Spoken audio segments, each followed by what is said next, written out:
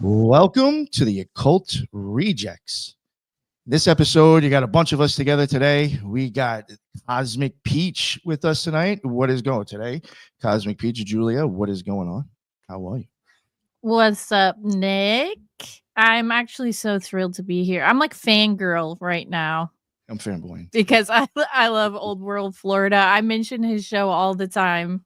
So thanks for having me. Thrilled to be here. Of course, of course. And we got my man, the Headless Giant. Thanks to him, he gave me the courage to hit up Dr. Longo and ask him to come on. So, Headless Giant, let everybody know what's going on. And you're, oh, sorry, I muted you by accident. My bad. There we go.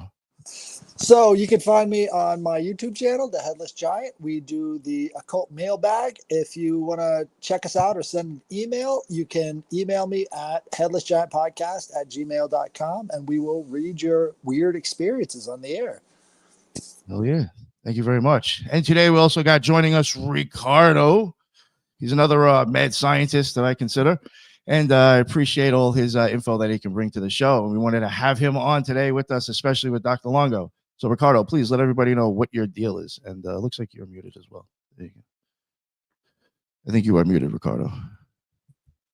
Good evening, everyone. Thank you very much for having me again. It's always a pleasure to be on your show. I'm thrilled to learn about what Dr. Longo has to tell us. And I might have a question or two for him. As for my thing, if for those that don't know, I do various types of research. I've been doing so for 35 years, more or less. And I'm strongly associated with the Institute for Natural Philosophy that is just borning this week, I hope, as a 501c3 at last. So our work is about to start. And for those that are not aware, just check at the institutefornaturalphilosophy.org, our magazine Pharaohs, that it's free to watch and download. And if you want to contribute, just contact us. And that's it. Thank you very much for having me. Oh, of course, Ricardo. Thank you very much for coming on. And Heidi, what is going on, Heidi? Let everybody know what you're doing. Hey, everybody. Yeah, I'm Heidi Love of the Unfiltered Rise. I'm AKA the Mormon Girl, usually. And I'm happy to be here. Listen, thank you very much. And Ethan Indigo, last but not least. Peace on earth. It's an honor to be here with you guys. Excited to hear what Dr. Longo has to say.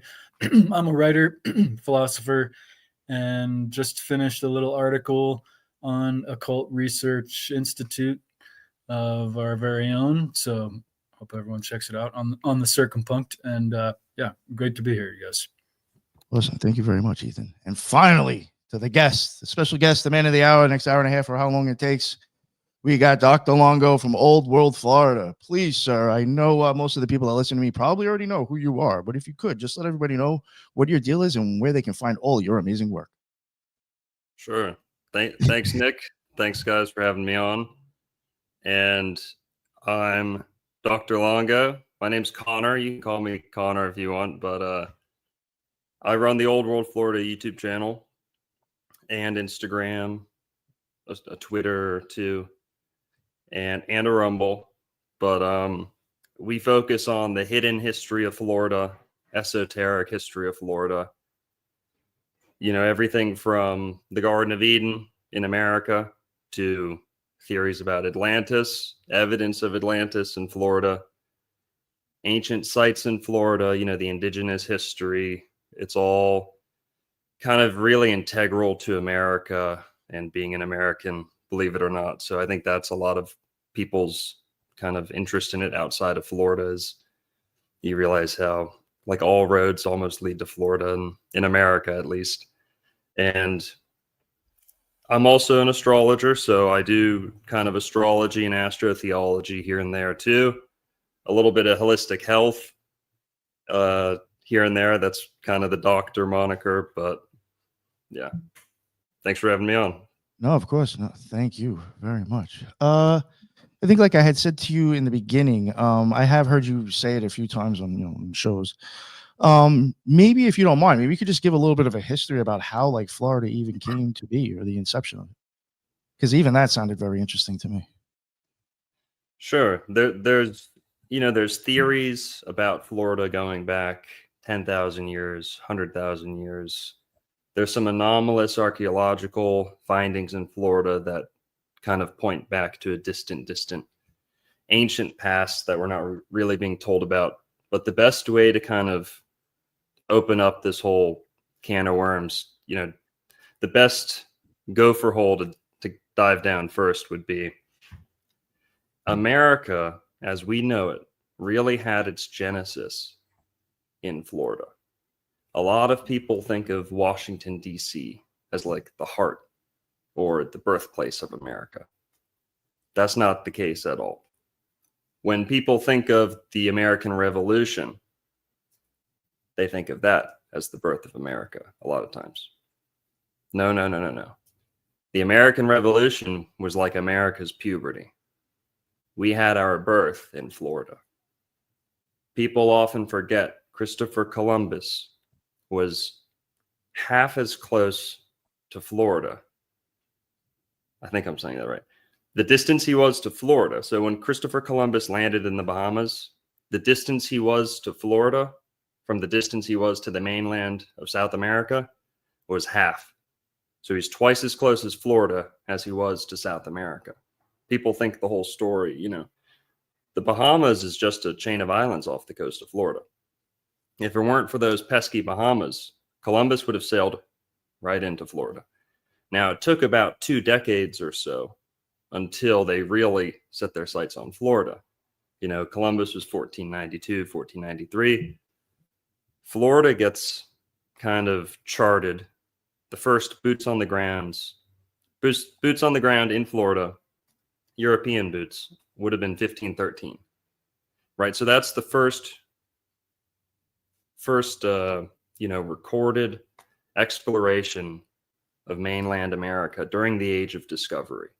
So yes, we have our theories about the Vikings and stuff, but as far as recorded history, meaning people got here and then they kept recording history all the way up until now, that all starts in Florida.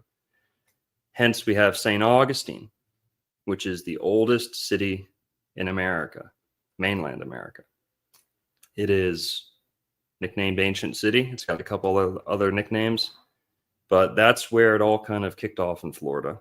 To start off, it's one of the most esoteric, occult coded cities in America, right? If you go there on a vacation, you'll have a field day of picking out, you know, occult symbolism, strange architecture, anomalous architecture.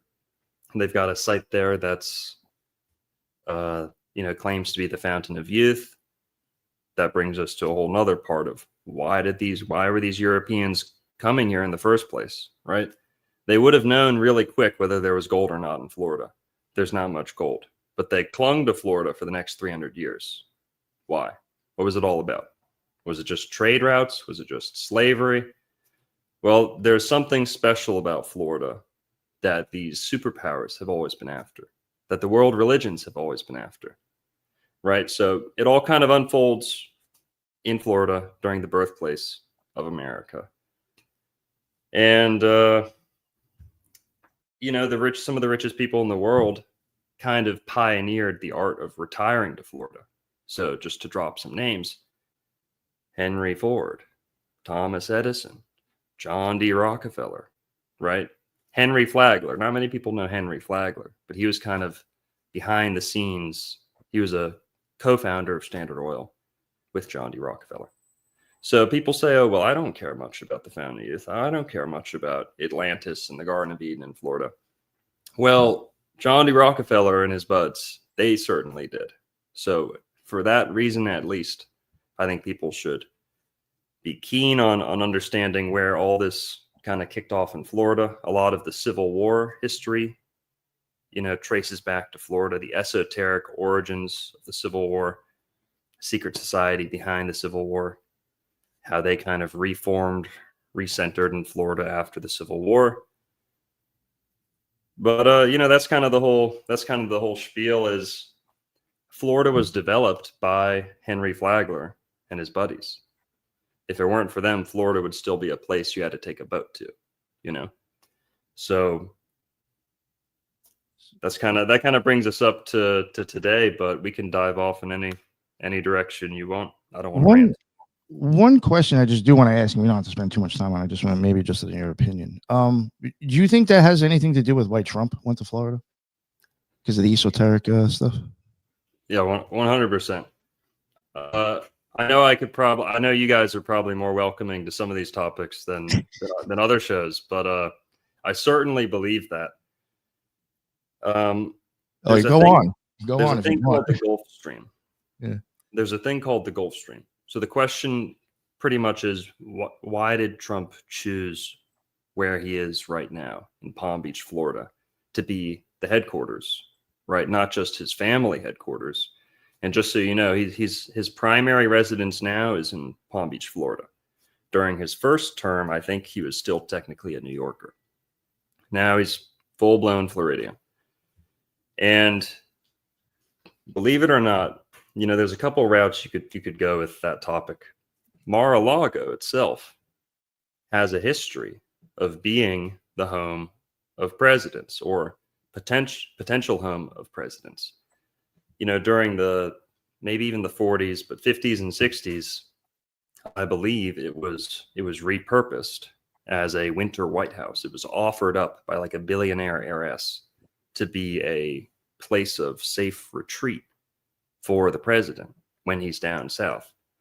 And so much so that, you know, I don't know the timeline too well on this, but by the 50s and 60s, they had installed nuclear warhead proof, and don't worry, you know, nukes are fake, maybe not. We can have that whole conversation too, but there is a bunker that we consider nuclear bomb proof.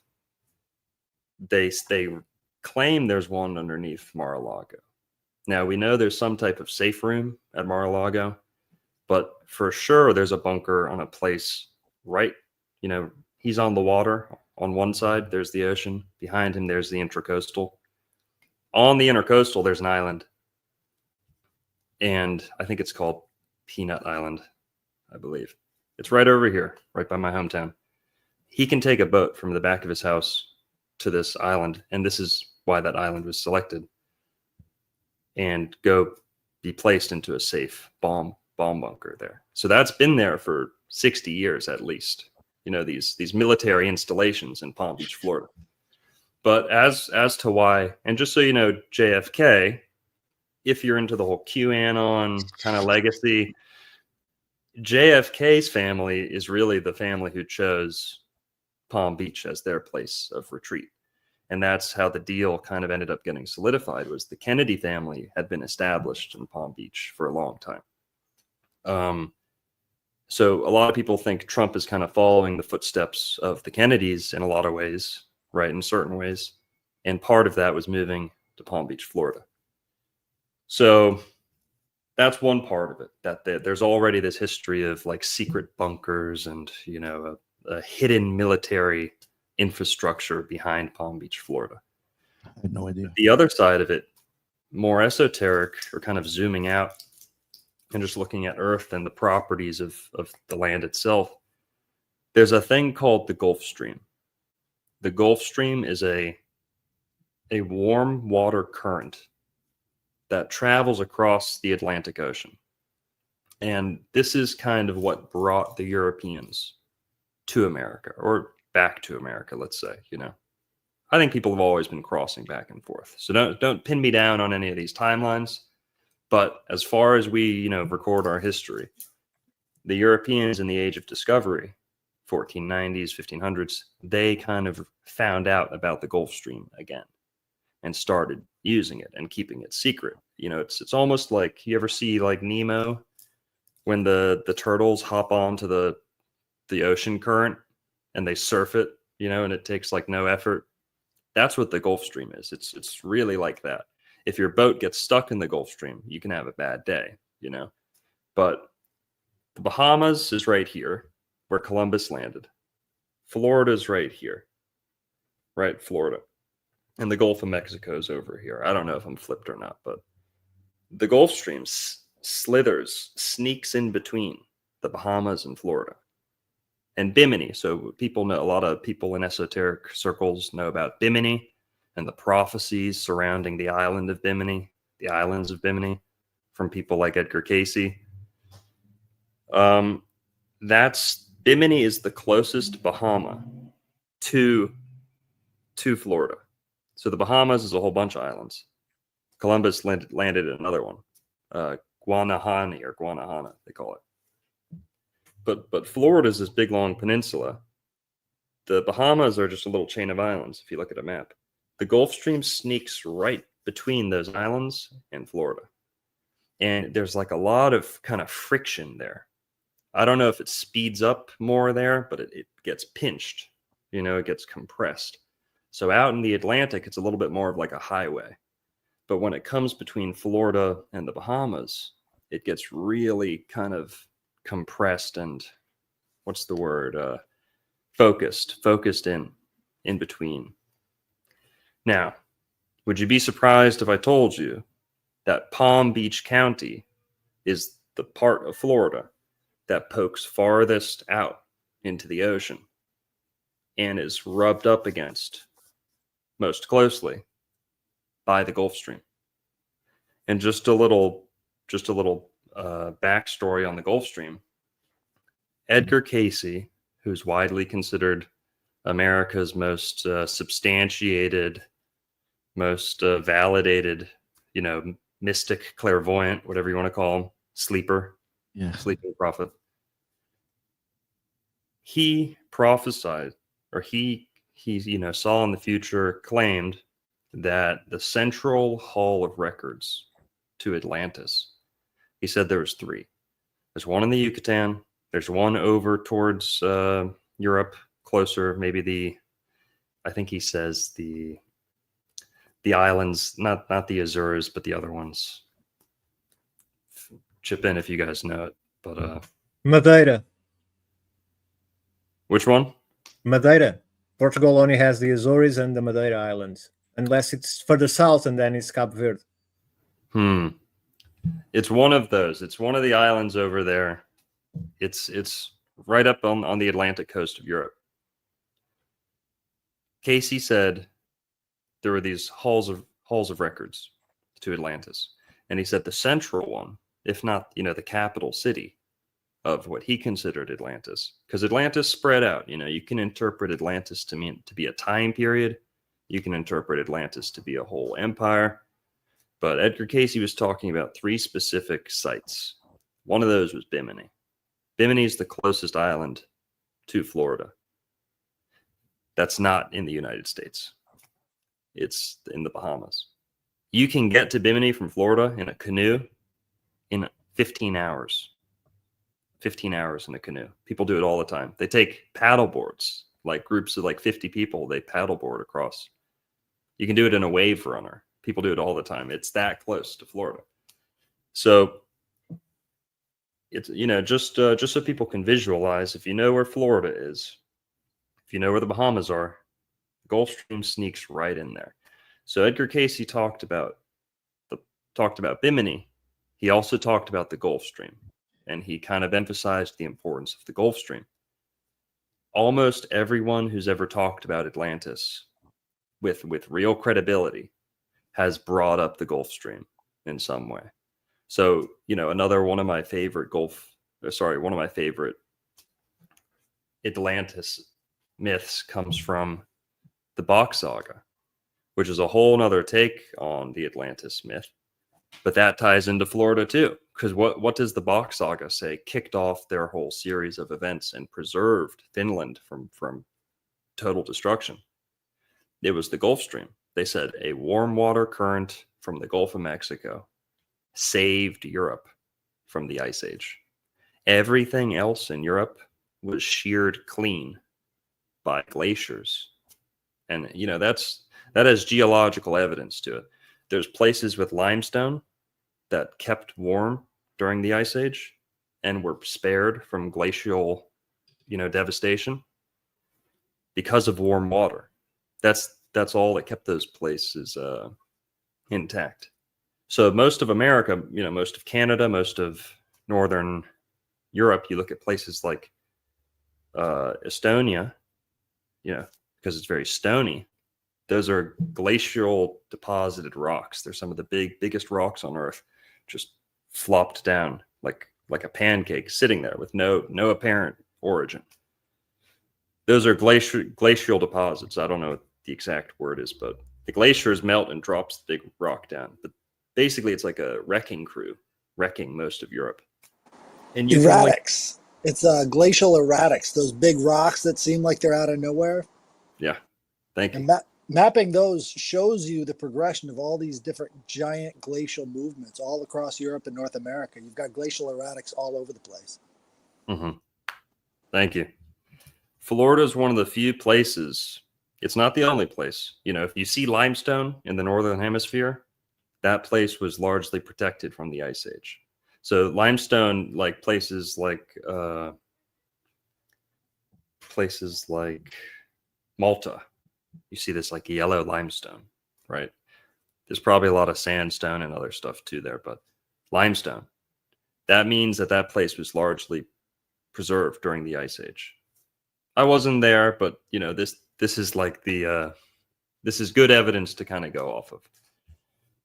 So Florida is one of the few places in the northern hemisphere that was untouched by the Ice Age. Okay, almost everyone's in agreement that Florida has largely been how it looks today for like 10,000 years. It used to be twice as wide as it is, but other than that, it's been almost undisturbed for 10,000 years. And so the Gulf Stream is what determined whether or not a certain place was going to survive the Ice Age. Some good examples would be, everyone can go look this up. And again, this is just like Google information, whatever, but you know, take it for what it is. You know, all these geologists and climate experts will tell you, if the Gulf Stream diverted just a little bit, if it didn't keep its course that it keeps to this day, Iceland, the British Isles, and much of Northern Europe would still be in the Ice Age, still be blocks of ice, still be very, very, you know, hard to live in. It's the Gulf Stream that feeds this warm water to the south of the British Isles. You know that you can grow types of palm trees in the south of the British Isles. You can grow certain types of fruit and produce, ferns, succulents that you can't grow anywhere else in Europe unless the Gulf Stream is providing warm water there. And there's a couple places in the south of the British Isles where this is true, where this is, you know, extremely evident. And they have nicknames like, I always confuse it with the Wicker Man. They use that in the Wicker Man. They attribute it to like pagan deities, you know, blessing them with bizarre produce, but it's really just the Gulf Stream. You know, that's the secret behind the Wicker Man. And they nickname them the Summer Isles, or the Southern Isles are nicknamed the Summer Isles because they stay warm due to this Gulf Stream. So, and even Finland to this day, you know, the Bok saga kind of says, thank you, Gulf Stream, right?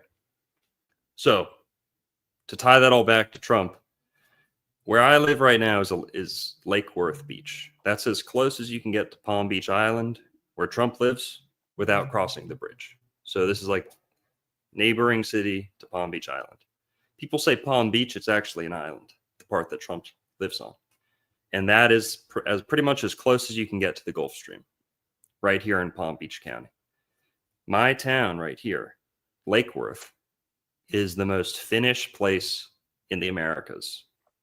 The Finnish people moved here en masse 100 years ago, especially after World War II. A whole nother big wave came here. And to this day, many of the businesses, many of the people here, longtime residents, are Finnish. Very, you know, you can look at them and tell they're Finnish. So there's some spiritual connection. It's almost like salmon returning to their spawning point, right? We have sea turtles who do the same thing here too. It's almost like deep down back in their DNA, potentially their long lost Atlantean homeland. But maybe you can tie that to Trump, maybe not. But Trump is as close to the Gulf Stream as you can get, just to put it plainly. That's kind of why he is where he is. Well, Do you think that there's like weirdness with the Bermuda Triangle and stuff out there too? Because I mean, if it's the Garden of Eden and everybody is drawn, it's like you said, it's Atlantean-esque, and then you have all the weird Bermuda Triangle stuff. I always thought that Florida was interesting because of that, and then I found your channel, and then I started connecting all these little pieces, and it's got to be like pre-flood. Maybe the Bahamas were somehow connected with Florida, and then it flooded, and a lot of stuff was buried underwater. But I think it could be like one of the most ancient places on Earth. Yes. If I could jump in there, in the Fundamental Laws report of the 68th Convocation of the Rose Cross Order, this book that sort of got leaked from the Rosicrucians out of Pennsylvania, they claim in there that Atlantis was a land bridge going from the Baja Peninsula, but the other side of Mexico. What's that peninsula called? Right near Guatemala, all the way over to Africa, Yucatan Peninsula. And they say that there's a pyramid of fire somewhere around that region. And when that pyramid of fire is brought up, that's when Mexico and the United States will merge. This was back in 1916 when they wrote this. And they found in 2015, close to 100 years after this report, this giant pyramid off the shores of Cuba, 2,000 feet below the water. And so there's this strange connection in there with all of this Atlantean stuff being underwater at these places. And, somehow they knew about this in 1916. Oh, yeah. My Yeah. fascination is Casadega, because the spiritualism capital, like this whole vortex point, like this is kind of where I'm going to check at. Yeah. So I don't know how you feel about all that, but. Well, to your point, Julia, about the flood, pre-flood, the origin of the Gulf Stream, it's pretty evident. Florida is the highest concentration of freshwater springs in the world. So we think, 72 degrees, if you're swimming, you might think is cold, right? But in terms of like the world in general, 72-degree water is pretty warm, right? And warm, I believe freshwater will keep its warmth when you put it into salt water. Something about that. Maybe it has to be in a current, but there's something to that. And basically when all this fresh water oozes out of Florida, Florida really is like the rural member of America. Okay, oozing fertile waters into the Atlantic Ocean. Not to be, lewd or anything, but you can really put two and two together. It looks like that it's constantly emptying millions and millions of gallons of fresh water into the Atlantic Ocean. A ton into the Gulf, but a ton into the Atlantic too. So just so you know, there's 1,000 notable freshwater springs in Florida. People think Florida is all about swamps and beaches and gators, and we also have the most crystal clear spring water in the world. The Florida Tourism Board just doesn't like to put it out there. Number one, because it's the fountain of youth and they don't want you drinking it because you'll live forever, or you'll live to 97 like John D. Rockefeller after you move to Florida. You'll live to 137 maybe, like some other guys that we can talk about. But they don't want you drinking pure Florida spring water. They all kept it for themselves. There used to be a black market for Florida spring water. Okay. Used to fetch as much as $1,000 for like a little vial, right? Like that big. That's why the Spanish held on to Florida for so long. But what is the Gulf Stream? And as far as a pre-flood timeline, Julia, if you've ever seen like a spring bubbling up out of the sand, it's almost like where the spring is coming up is kind of pushing sediment to the side. And Florida and the Gulf of Mexico largely has that property. You have the Mississippi River pushing all this stuff, flushing everything out into the Gulf. And then the spring water from Florida flushes all that out into the Atlantic. So no matter what type of flood, mud flood, sand storm event, you name it. My gut feeling is that Florida is one of the most well-defended places against those type of cataclysms. I think that if there were a mud flood event over America, for example, I'm not a big mud flood guy, but I think Florida would be the first place to dig itself out of the mud with all that water just pouring out. It doesn't matter how much mud you stack on top of that. It's going to wash itself clean. That's largely why Florida is so flat too. It's almost like constantly eroding itself into like a perfect flat shape.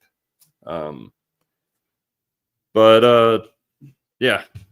Except for one place, which I was going to bring up, the Bok Tower. Bok Tower is Right. the only like mountain in Florida, and it's Right. built right up on top of that thing. What are your thoughts on the Bok Tower and that whole situation there?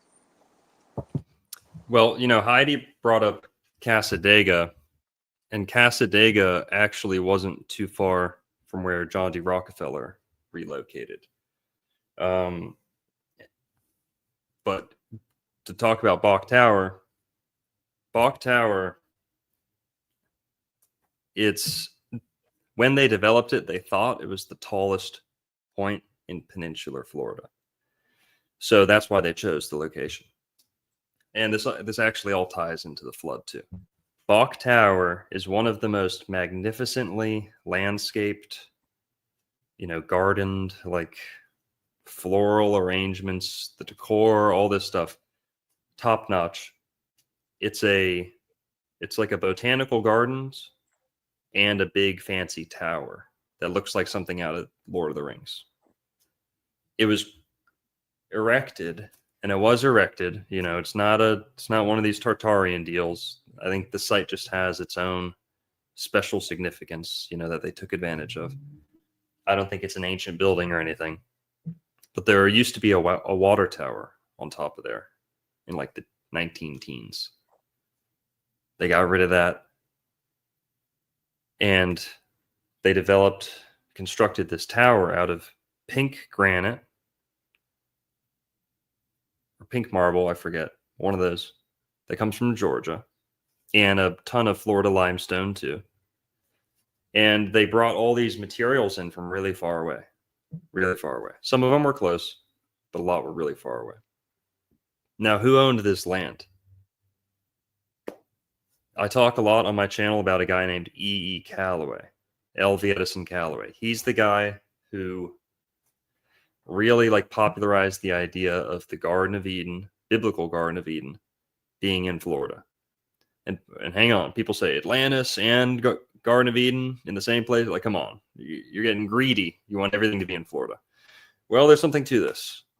And a lot of secret societies actually also believe this, and thus are headquartered in Florida. The Shriners. I'm 100% convinced, by the way, just listening to your show. It's amazing. People have to go look at this Garden of Eden stuff. Mind blown.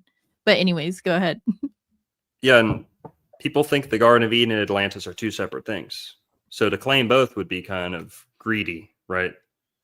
Look at Florida. No, I actually see them as the same myth. Garden of Eden is the biblical account. Atlantis is simply the Greek account. Now, maybe they're telling different parts of the story, but there's a whole bunch of crossover, a whole lot.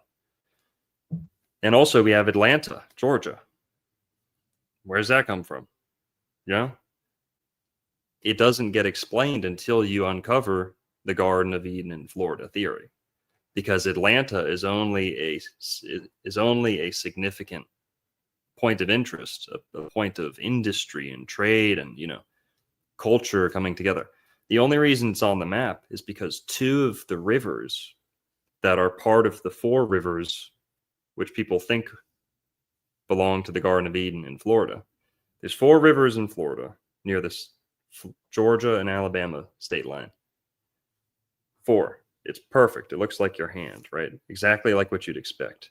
The one in the Middle East, messy. They only have 2 rivers, right? And they say, oh yeah, one's in Africa, one's in India, and the other 2 are right here. Okay, right. Doesn't sound much like a garden either. What's a garden? The flattest, most well-watered piece of property you have. That sounds like Florida. But okay. Basically, two of these rivers, we can talk more about the rivers if you want. Two of these rivers, if we fold the middle two, right? And don't worry, okay, the Illuminati is not going to, zap anyone's brain or anything. These two rivers, they reconnect at what we call Atlanta. That's why Atlanta is on the map, because it used to be a kind of center of industry because of these two major rivers. So those four rivers in Florida are pretty significant. The state line between Georgia and Alabama is one of these rivers, is constituted by one of those rivers. So that's kind of forgot where I was going. If I may ask. Bok Tower. Oh, sorry. Finish that.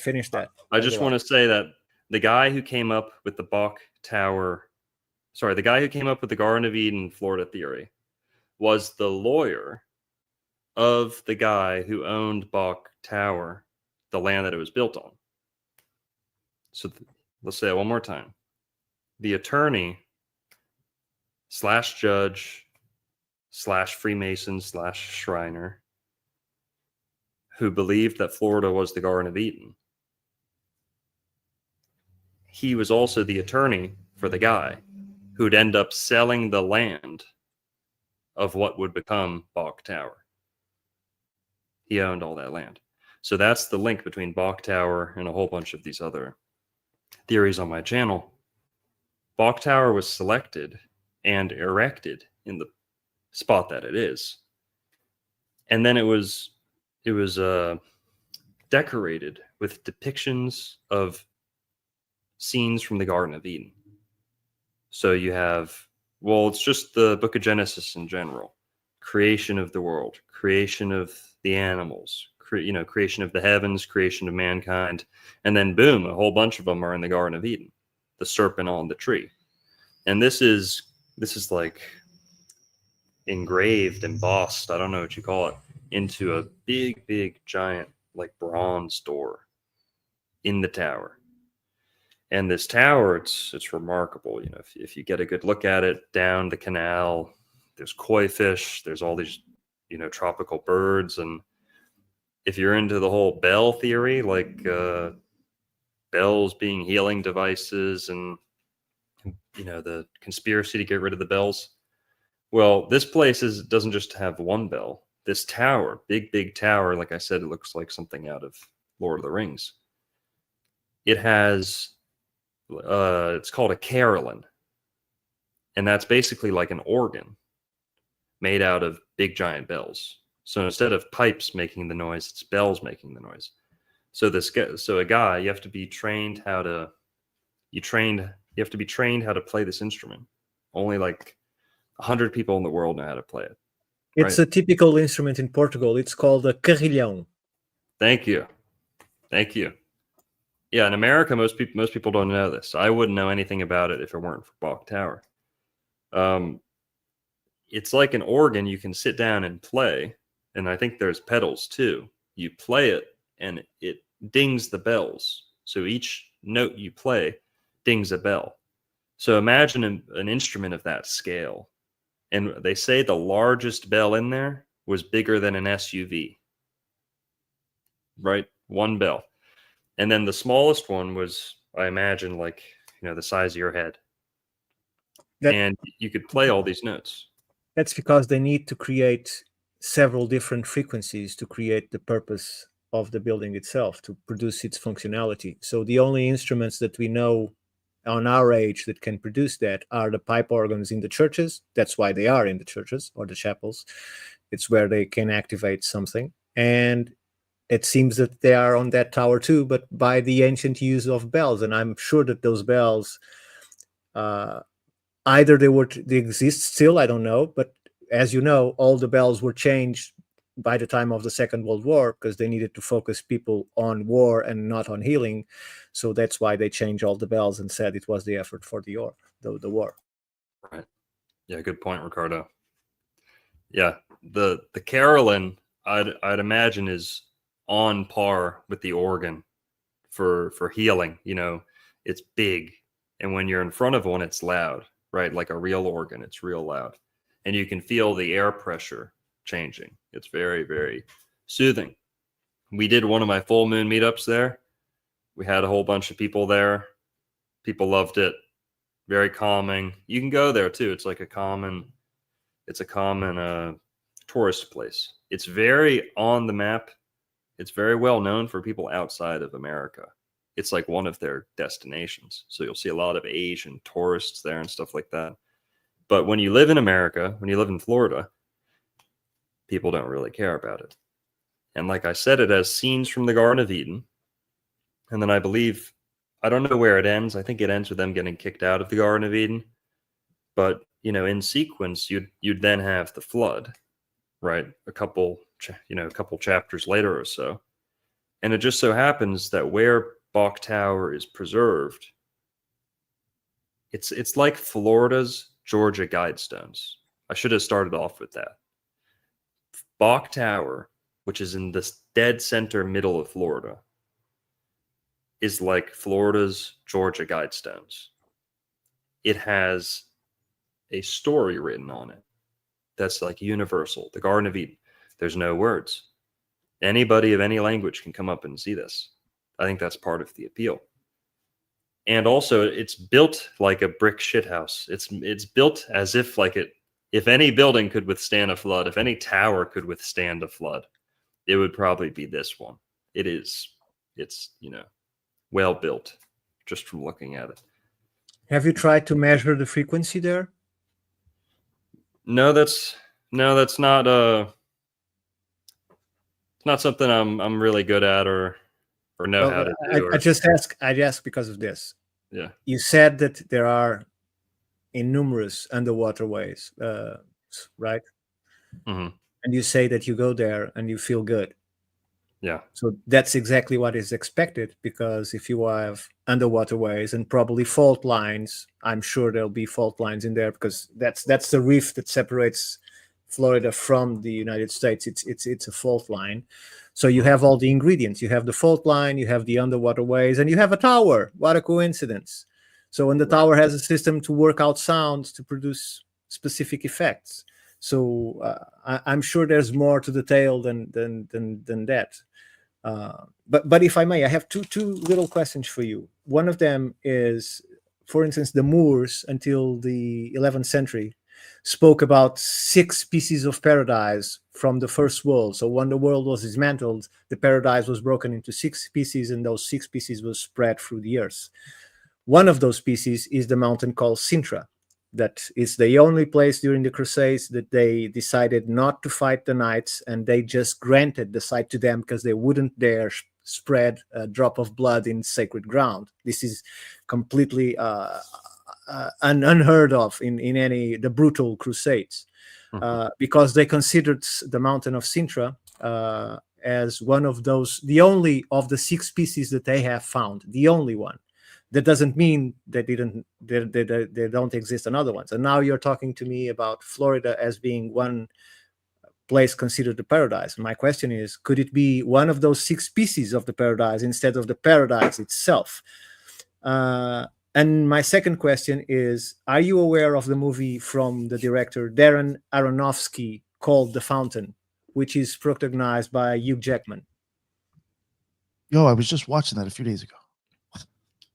So to your first question, could Florida be one of multiple paradises? 100%. That's kind of my always like the end of my spiel. I'll say, once I lay out all the evidence for the Garden of Eden in Florida, I'll usually say something along the lines of, I think the Garden of Eden was in Florida if there was only one. And I do think that there's evidence of some type of franchising of the Garden of Eden. And that's kind of why I like the Bok saga, because it ties everything together. The Bok saga is kind of like the bullseye in the whole equation.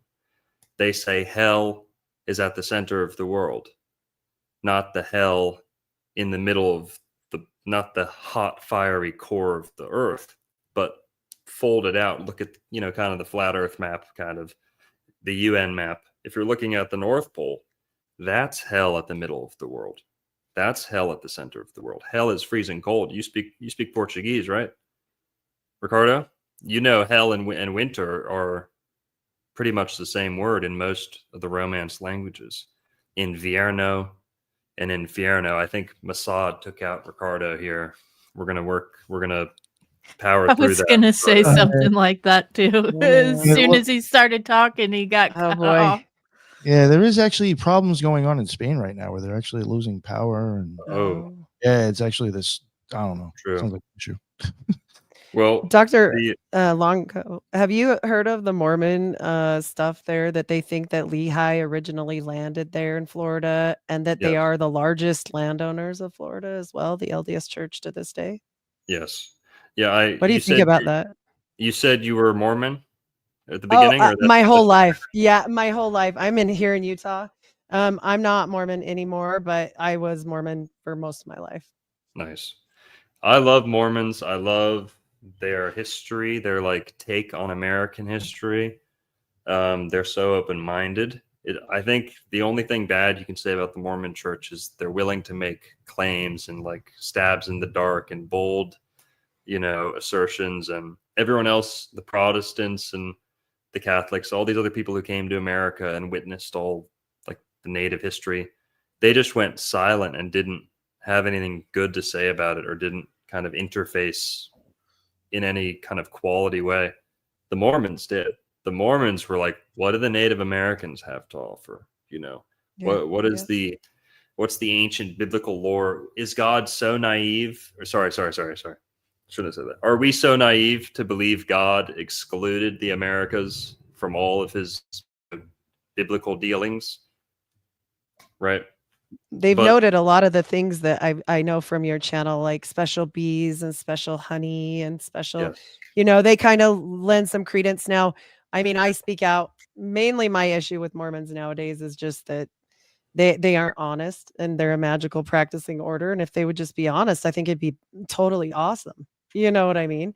But their history is there nonetheless, and we can't just chuck out everything. I mean, that's just silliness. I agree with you. And I know they mention a lot of this, like the climate and the native people and these special bees that make this Tupelo honey that's only special to this area, Yep. kind of lends some credence there. Yeah, that Tupelo honey actually ties into the whole Civil War secret society and the taking back of Mexico that he mentioned up here. Can you put the comment away so I can see his title again? Sorry. Sorry. Headless giant. That headless giant brought up.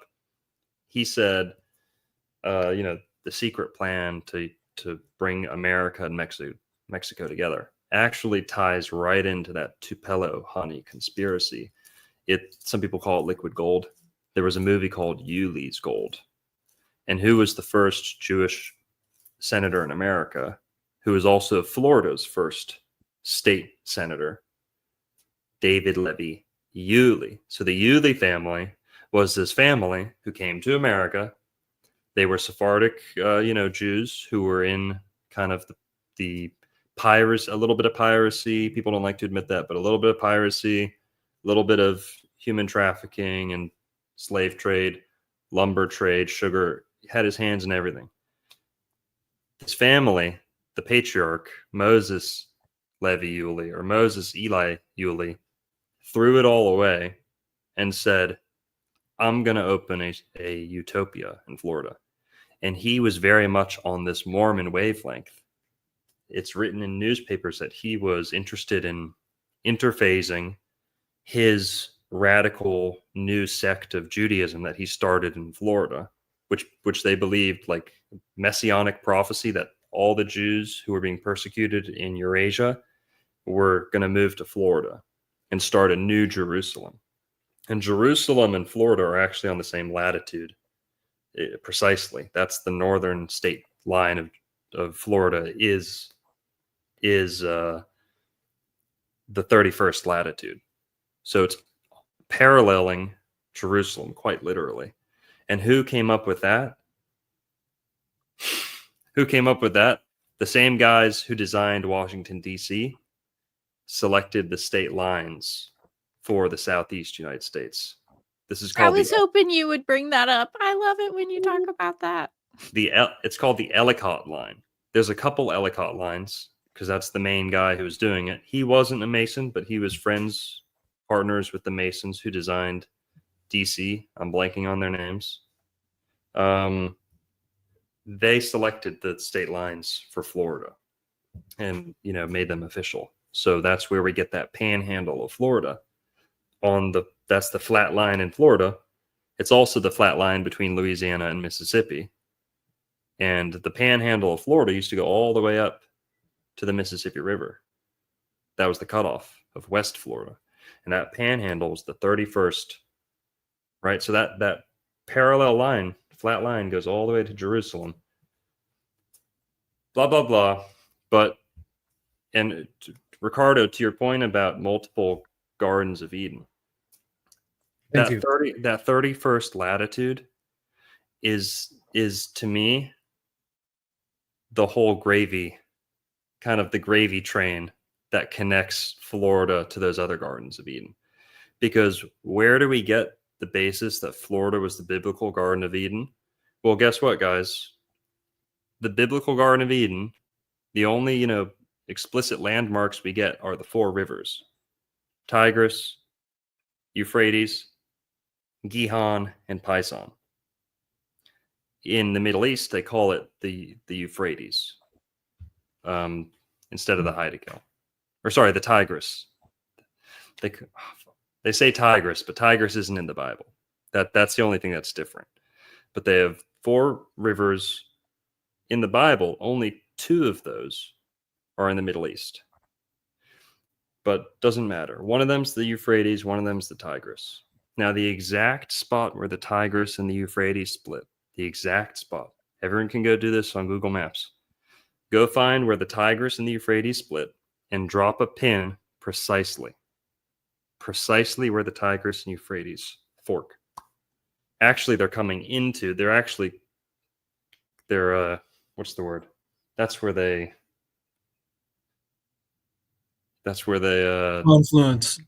confluence. Thank you. That's the confluence of those 2 rivers.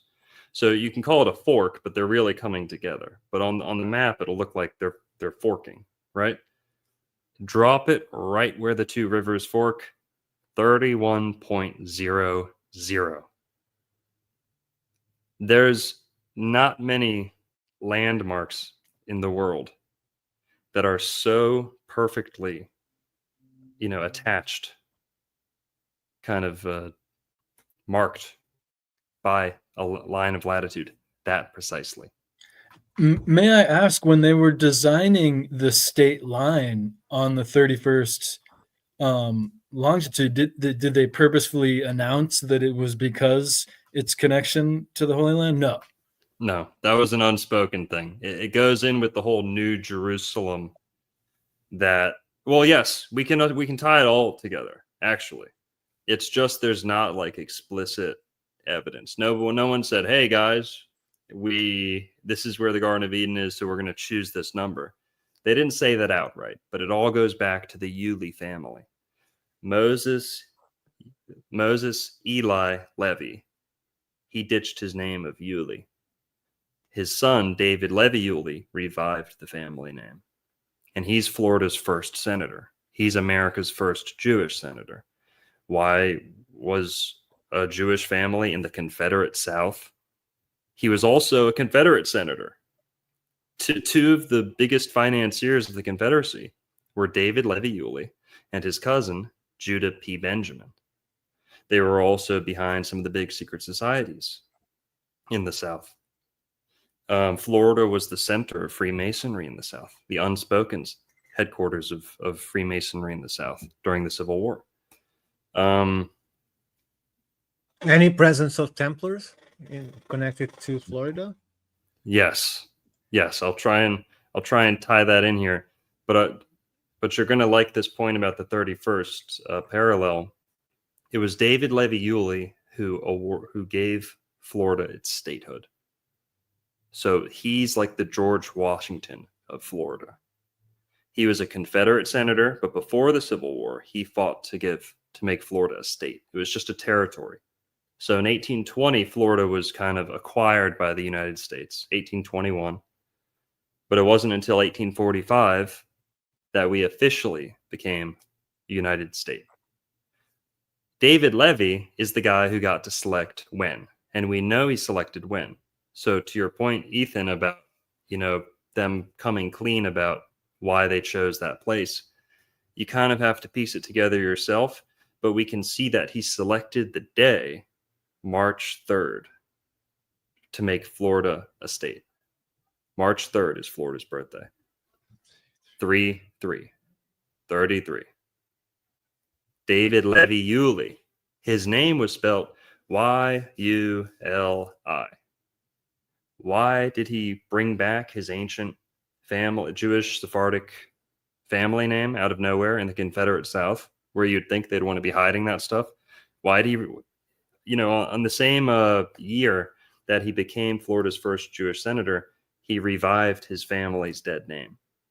But he didn't spell it the same way they spelt it when they got rid of that name, Y-U-L-I, or simply U-L-I. They started spelling it Y-U-L-E-E.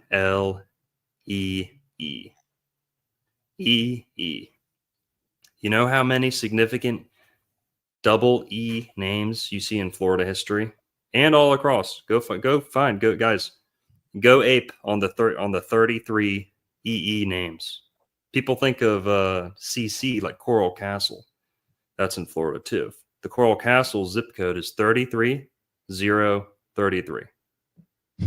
You can't make that up. Florida's birthday is 3-3.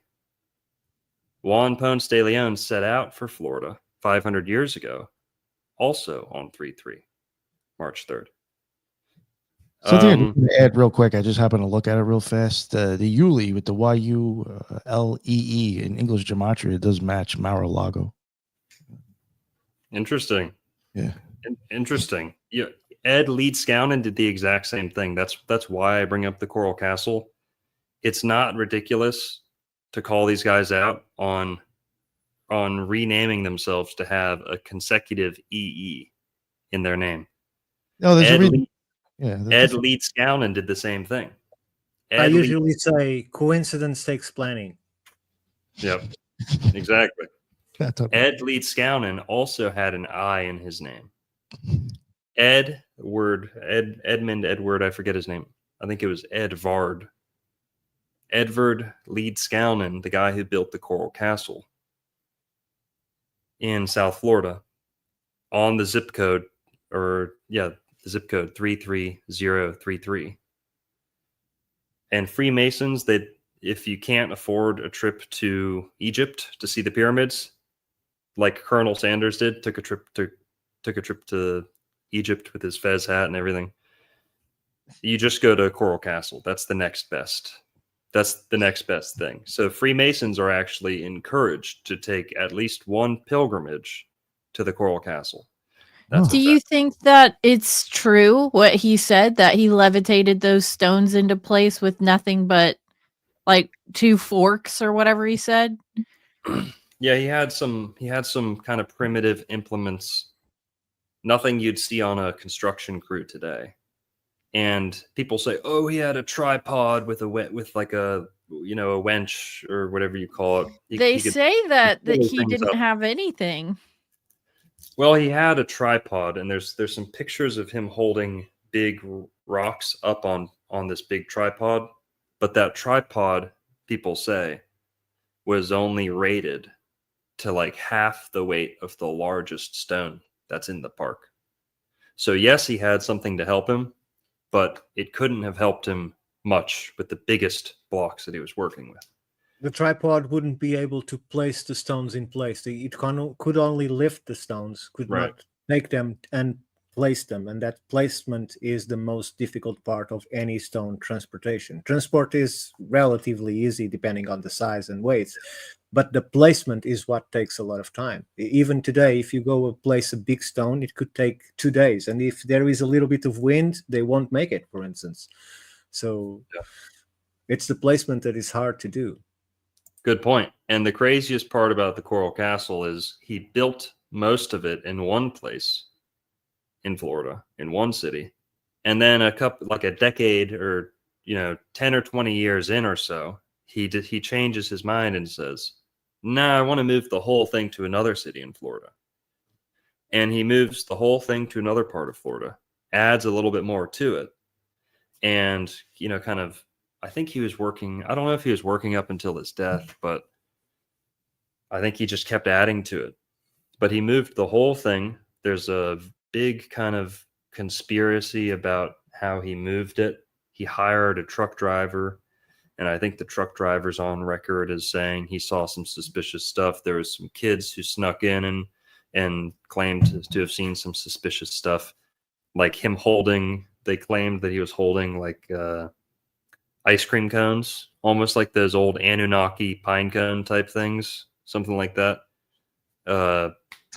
What's that one guy's name? The South African guy, Michael Tellinger, talks about the pine cone stones, cone shaped stones being like the most potent, for this type of stuff. There's theories about how he did it, but what jumps out to me is where he did it. He put it one place, then he's like, it's not the right place. And I see some of the commenters here are correct in saying he chose his locations with dowsing rods. That's a fact. Yeah, The locals know for a fact, they recorded it. This strange man from Eastern Europe, Baltic country, he was from Latvia. Ed Leedskounen, back to his name, spelled with an I. Leedskounen. He moves to America. What does he do? EE. Ed Leedskounen. So have you made any hypothesis as to what is up with the EE? Yeah, it's, reversed backwards, it's 33. So numerologically, it's not 33, but kind of visually mirrored, it is 33. Another person who's done that would be E.E. Calloway, who went as E.E. his entire professional life, even though he had a perfectly great name. He could have chose any of his names. Elvie Edison Calloway. Henry, as in the cross. Elvie, like Elvin, like elf, like almost like Elvis. Yeah, but the two E's. Henry on the cross. Mm-hmm. It's also two E's. And there's some significant Henrys. Jesus Nazarenos Rex Judeum, because it's an I.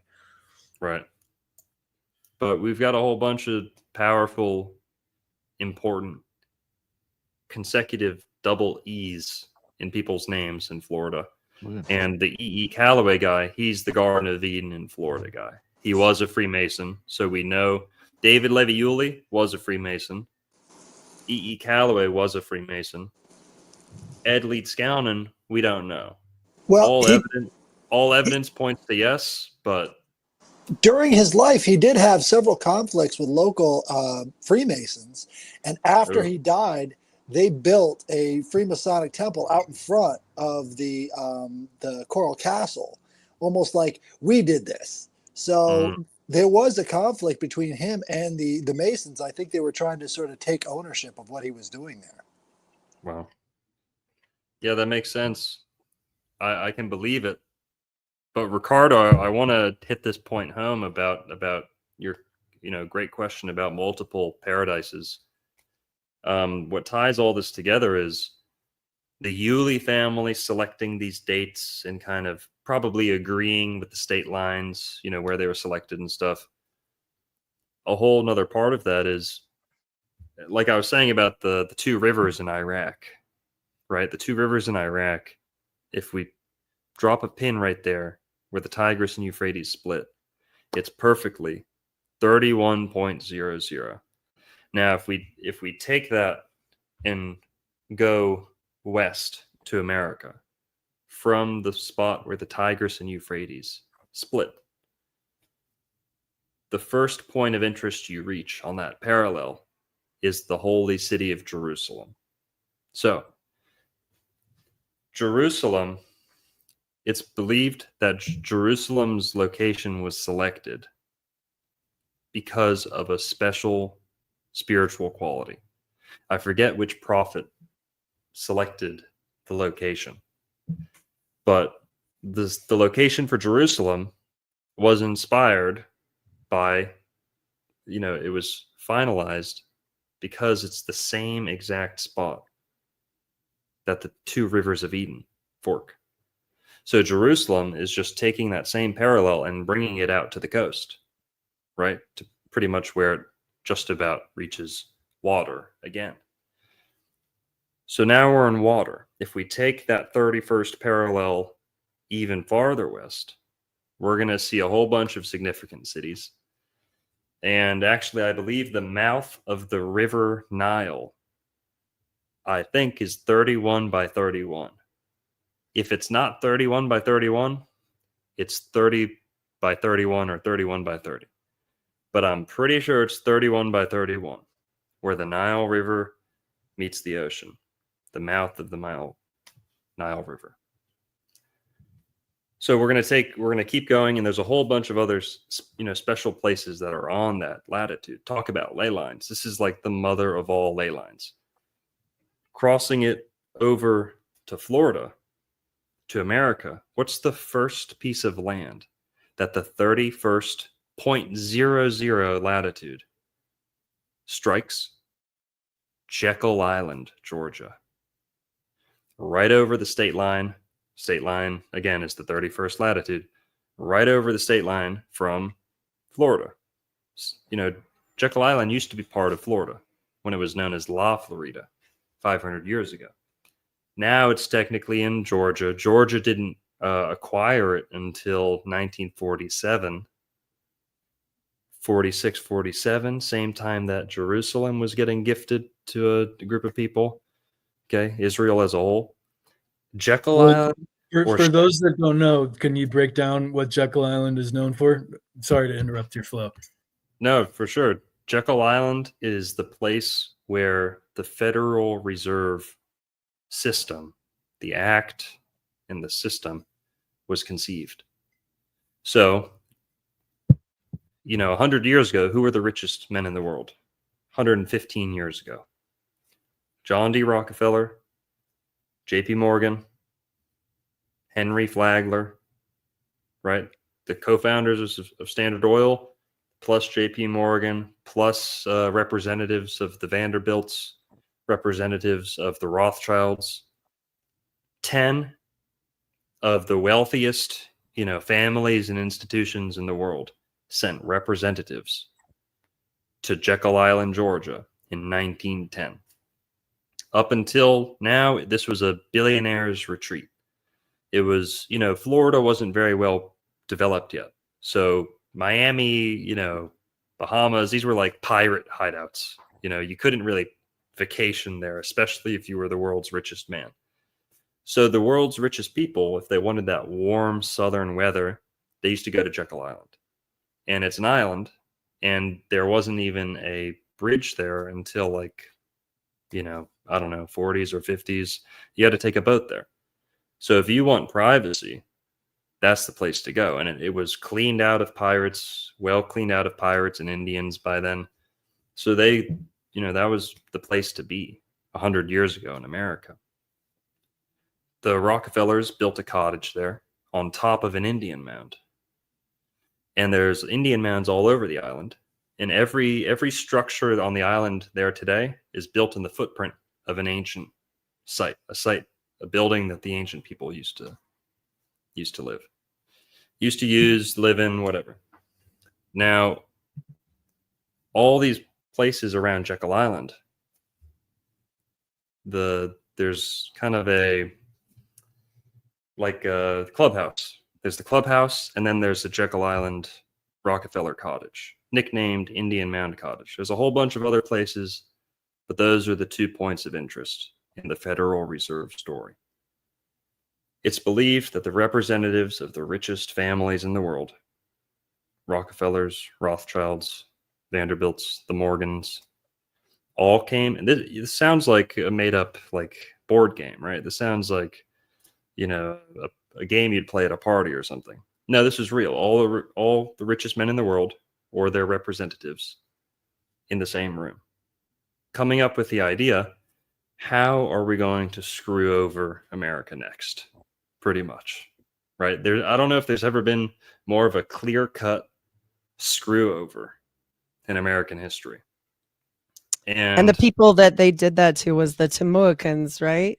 Wasn't this the Timucuan Indians? Yeah. The Indians that used to live there in ancient times were the Timucua. And the Timucua were a really anomalous group of Native Americans. And this kind of brings up the question, why would they choose Jekyll Island? Yes, it's warm. Yes, the reasons I listed before. Why did these rich people need to go to Jekyll Island? Couldn't they just choose somewhere really secluded in like New York? So couldn't they choose somewhere to do this meeting somewhere more convenient? Nope, they had to do it in Jekyll Island. And I'm going to make the argument here, and some other people who've, you know, came before me and dealt with this topic really originated this idea that they chose Jekyll Island because of the black magic that they wanted to do there would have been supported and bolstered and intensified by the ancient dark magic that used to be practiced on the island by the Timucua Indians. Part of the Timucua Indian lifestyle was sacrifice of the firstborn child, straight out of the Bible.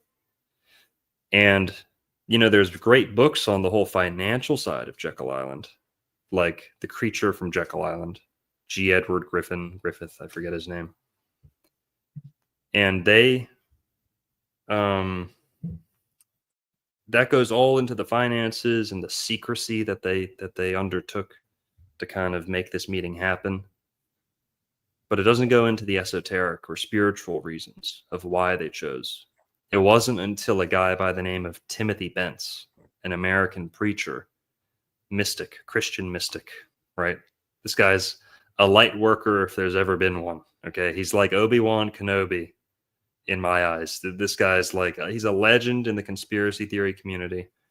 He went in there, and he's the first guy to uncover the ancient connections of, you know, why'd they do it there? What's with the indigenous history that they had to conceive the Jekyll Island there. And they signed an agreement there, but it wouldn't be till 3 years later that they put it into action, you know, passed the Federal Reserve Act. Well, they chose that spot in Jekyll Island because the Rockefeller Cottage, like I said, was built on an Indian mound. The particular Indian mound that Rockefeller Cottage was built on was the site of an ancient sacrificial altar where they would do things like child sacrifice.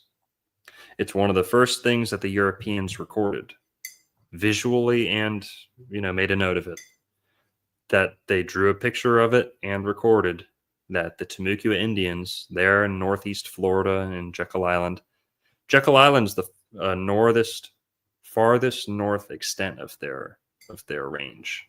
So this is really like a Florida Indian group. Jekyll Island's like their northernmost settlement. Right, and there's an element too of spirituality and golf that sort of go hand in hand at this location and lots of other different golf courses around the country. So they make these golf courses around these mound sites, and then people don't even know what they're looking at. They just think they're playing golf, but really they have mound sites there and they're well maintained, and they don't have to reveal any kind of their secret spirituality as they go out to these golf sites, which brings back to mind this whole Trump connection. They're always at the golf courses.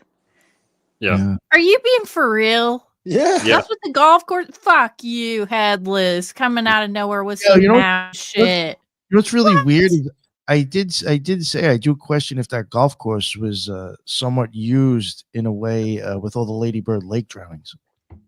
With the space killer type stuff in Austin, Texas, because they're showing up in an area where there's a golf course and then I think a park or something. kind of, I don't know. Just thought, Yeah, what's going on there? you know, for those out there who've never kind of dived into golf, and why do the richest people in the world play golf all day? Why is it like the ultimate flex of like being a man over the age of 35? It's like everyone wants to play golf, you know, everyone wants to be seen on the golf course, or the establishment at least, right? Well, golf is the only sport that partakes of the subterranean world. It's the only sport, conventional ball game, competitive sport, let's say. You know, there's swimming, there's cave diving, competitive sports. It's the only sport where you got a hole in the ground. You know, the bunkers, hole in the ground, and then that's just the overt playing of the game. As Headless Giant pointed out, golf courses didn't start out because they were, you know, a nice place to kind of hit the ball around. It's because there was Indian mounds. And the Indian mounds in a place like Florida, why do we have golf courses? It's like the golf capital of the world now. Golf came out of Scotland, just like Freemasonry largely did, around the same time. Huge link between golf and Freemasons. You had to be a Freemason to play in some of the earliest golf clubs in Scotland. And a lot of those societies would end up branching off into Florida. So the Florida Gulf, I just messed up right there. Gulf and Gulf, look at that too. The Gulf Stream is the Gulf Stream. That's what links Britain to Florida too. But golf, the sport, you're going into the underworld a little bit. Also, the way you play it, a lot of times you have cleats, and not always, but a lot of times they're metal cleats. You're quite literally grounding, like stabbing into the graves of the ancient people who lived there. The Indian mounds in Florida, there's a plaque over here in Palm Beach that explains the golf courses and parks were selected in the places they are today because there were Indian mounds there that like encouraged people to, you know, play on. You know, if Florida's totally flat for the most part, and then there's this ancient Indian settlement that's today is just mounds, big rolling, nice mounds, you know, cover in grass and call it a golf course. That's what most of the golf courses in Florida are. Most of the golf courses in Florida are built on top of ancient sites. They'll admit that to you in places like Palm Beach Island, and in public parks. There's plaques explaining the process of how people moved in, and the richest people in the city wanted to live on the highest land. What's the highest part of land in a place like Palm Beach Island? Indian mounds. So you had the richest people fighting to live on top of them, and then you had the richest people in the world in their spare time playing games on top of them. I don't know if it's a desecration thing. I don't know if it's a absorbing, kind of like soaking in all that old graveyard energy. You know, people like to do things in graveyards, maybe conducting business over the graves of ancient races does imbue your dealings and business workings with this kind of extra occult force, you know, this occult. Especially like they were into hoodoo too. They were into some really dark, I mean, what I read about it anyway, they were into hoodoo, these native people. So I'm with you, like they're probably tapping. That's my guess. Right. Well, this goes into a little bit of what I found about the top hat. So anytime you see, you know, that style of the top hat, that actually goes back to the ancient depictions of Hades wearing a flower pot on his head. And what you see in all of these hoodoo and voodoo rituals is that the Papa Legba, the main guy in charge, is wearing the top hat because it sort of harkens back to this god of the underworld.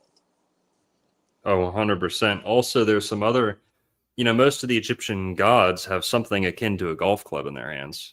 I mean, what the hell is that? They literally look like golf clubs. Most of those like scepters that the Egyptian gods are posing with. And then you see also the two-ball cane logo. You know, two-ball cane is kind of this Masonic and Masonic adjacent saying, expression, or story, but a symbol also. So it's symbolized in like a hockey stick with a ball on either side. Pretty phallic. There's a whole bunch to the whole two-ball cane thing. But two-ball cane, I believe it's a name out of the Bible too, that they do a play on words with. So two-ball cane, they take his name and make it two ball and a cane, hitting the ball with the cane. So you have the gods of the underworld with canes. You know, the bident would be another example. Like the pitchfork is Neptune has the trident. The god of the underworld has the bident. Joe Biden, anybody? Scorpio. Scorpio Oh boy. ruled by Pluto, the god of the underworld. You know. And they lived a long time, right? These people like knew some secrets because they were bigger. Their bone density, like I actually looked it up, and archaeology wise, like they're built completely different from what I saw anyway. I don't know. The You two probably know. volcane line goes all the way back to the Garden of Eden as well, so that makes sense. But something I kind of wanted you to talk about a little bit, because I find it very interesting, is that in the Garden of Eden they talk about the golden apple and how that's probably a reference to something else that grows in Florida, not necessarily an actual golden apple. Right. Yeah, good point. In many world mythologies, but especially some of the Greek stories, we have mentions of a golden apple. Now, in the Bible, the word apple isn't explicitly used in the Garden of Eden. Forbidden isn't used either. You know, a lot of people think this, and but saying the fruit of the tree of knowledge of good and evil, what was that? Well, we can take it two directions. You can interpret it as the same thing as the golden apples in other parts of, other parts of the world. They talk about the same type of thing. For example, the Garden of Hesperides. Garden of Hesperides is the phonetic origin of the word paradise. So anytime we use the word paradise, that word comes from Hesperides, right? There is Hesperus, Hespera, and a couple members of what were called the Daughters of the Dawn or the Daughters of the Evening. They were also known as the Atlantides. So that's another big link between the Garden of Eden, paradise, and Atlantis, is the Greek version of the Garden of Eden, usually called the Garden of Hesperides, but the alternate name is the Garden of Atlantides. So in the Greek myth, Garden of Eden and Atlantis really go hand in hand. But yeah, Hesperides is where we get the word paradise. So in the Garden of Hesperides, there were citrus trees. Some people say pomegranate, but usually it's citrus. In fact, in a couple countries around the world, one of them being Finland, they call orange and citrus applecini. Applecini. Apple sin. Cinny, the orange. Now they say that means China, like Sino, Sini, China. But I don't think so. I think it's like a syncretized word where sin, the apple of sin. So if you're looking for a golden apple, Florida's got oranges, plenty of them. They're not native to Florida, but they were some of the first fruits brought over by the Europeans. And the Native Americans planted them. When they repelled the Europeans, kick them out, fight them off, they'd keep the citrus and plant it for themselves. So they were some of the first, citrus aficionados in America, were the Native Americans. But, I've theorized about citrus being in Florida for longer than they tell us, because there's other plants like that. For example, the pineapple, which is an American fruit, shows up in certain Roman and Greek art. Other things that are, native or endemic to America, like corn, shows up on Rosslyn Chapel. Ricardo, you mentioned the Templars. The Templar link between Florida, Rosslyn Chapel is one of them, because some people say that corn is in Rosslyn Chapel. Some people say that tobacco, and not aloe, but something like aloe that grows in the South United States. People believe that Templars, Freemasons, their ancestors traveled to the Southeast United States a long time ago. Look at the whole Oak Island thing that's kind of developing today. That kind of ties that all in together too. Yeah, there's several evidences of their presence way before the Columbus. Yes. But Julia, we can also say, the forbidden fruit, golden apple. I do a lot of videos about citrus and the healing qualities of citrus. I'll be the first to tell you, citrus is the most healing food in the world. Doesn't matter if you're a vegan, a carnivore, whatever. Everyone can agree that there's no food is more finely tuned to the human body and the needs of a human than citrus. I mean, by God, it's already sliced. It's prepackaged. It's pesticide proof. Okay? Citrus is largely pesticide proof. Spray it all you want. When you peel it open, it's going to be pretty much clean. Okay? I'm still all for organic. I apologize for my ignorance, but it's a language barrier. So citrus is orange or citrus is apples? It's the orange family. So orange. Okay, so we have a problem there. Yeah. Because the problem with citrus is they will absorb up to 70% of what is given to the earth. So right.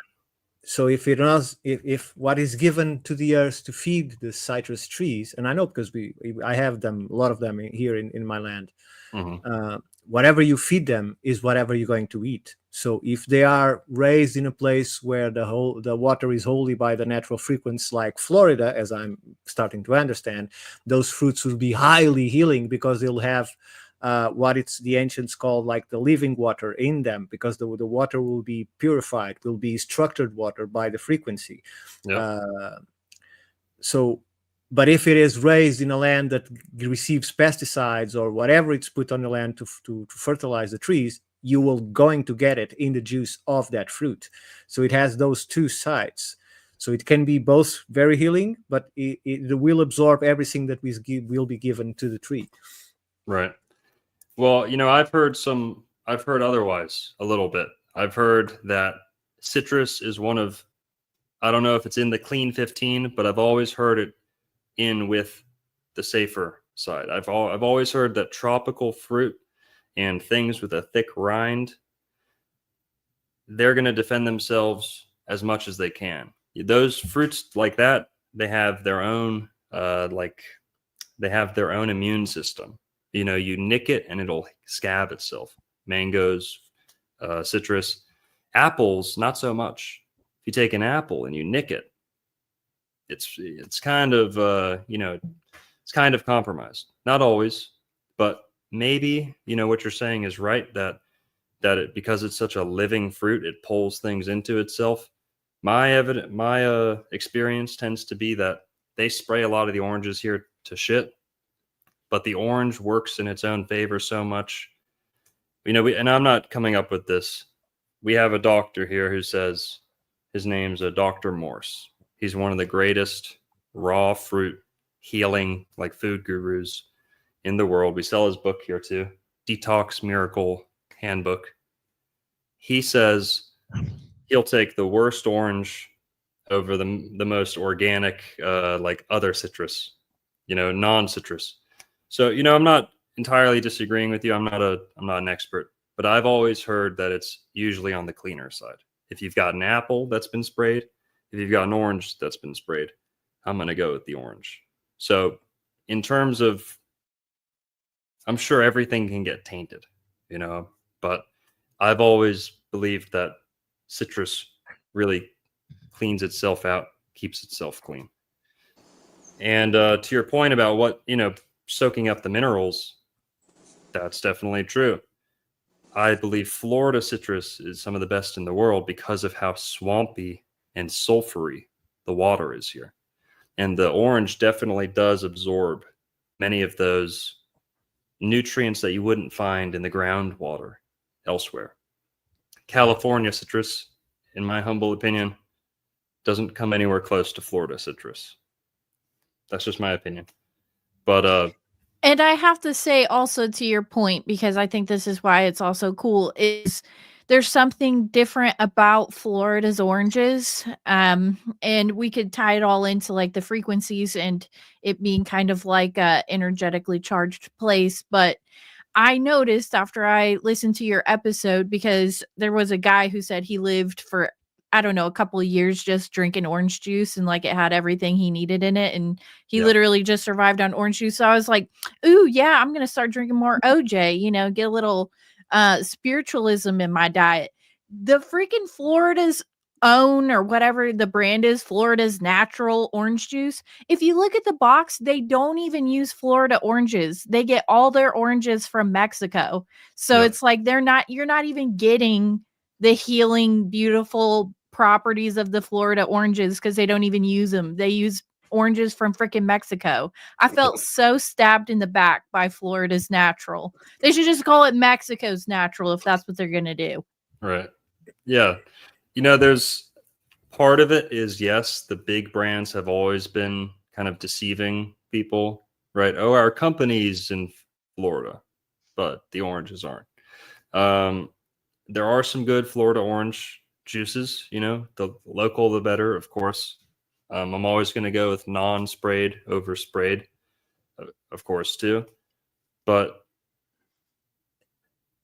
there's an issue. There's a conspiracy. Some people say that it was China's fault. Some people say it's, created in a lab. But there's two issues, two kind of diseases that are decimating Florida's citrus. And it's called the canker, citrus canker. And then there's, I don't know if it's the same thing or related, but greening. They call it greening or something like that.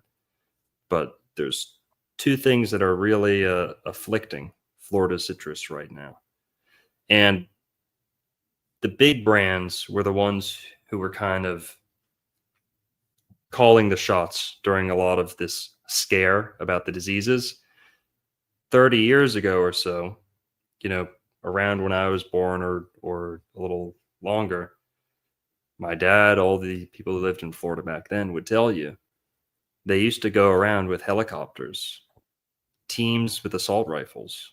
If they knew you owned a gun and you had citrus trees, they'd send armed officers in case you wouldn't let them cut down your citrus trees. The government put out an order. All the private citrus that has been detected, they detect this like plague in. I don't know if it's a virus or disease or whatever. I'm not a botanist or anything like that, but these diseases that a lot of people think came from China. Citrus comes from China. We'll be fair here. Citrus comes from China, so the diseases that go along with it also come from China. But because of this whole thing, because the government was going to protect the big name industries, they got together and said, well, we can try and manage the spread in private owners, but we're going to let you guys keep, if we get rid of as much private citrus, that's going to keep the orange industry alive. So they went around backyard to backyard. And if you were within a certain diameter from an infected plant, they came in and they took your orange trees. Now, sweet orange, the one that people want to eat the most and the one that contributes most to like your daily nutrition, right? An orange can be a meal, right? Lemons are good too, but orange and grapefruit, you can fill your stomach up with that. It's a complete food. Okay. they got rid of all the sweet orange trees. Like I said, if they went through your records and realized that you had been arrested for something before, or if you had a bunch of guns, they sent armed officers to your backyard to take your citrus. It was like COVID. It was like the pre-COVID. They must have been practicing for COVID or something like. It's COVID for oranges, those fuckers. Well, And that's why we can't get good OJ. another big part of the whole citrus conspiracy is the financial markets that look at these things and invest in the commodities. So in commodities trading, if you've got a report that comes back that says it's going to be a cold winter or whatever, they can then manipulate the market to influence the price of orange juice and all the rest of this stuff. So going Eddie around Murphy Trading Places, the orange frozen juice. there you go. Yeah. And that was a movie by one of these big truthers who was actually friends with one of these Rockefellers. That was so he was kind of open the books. The caricature of the two brothers is exactly that. Right.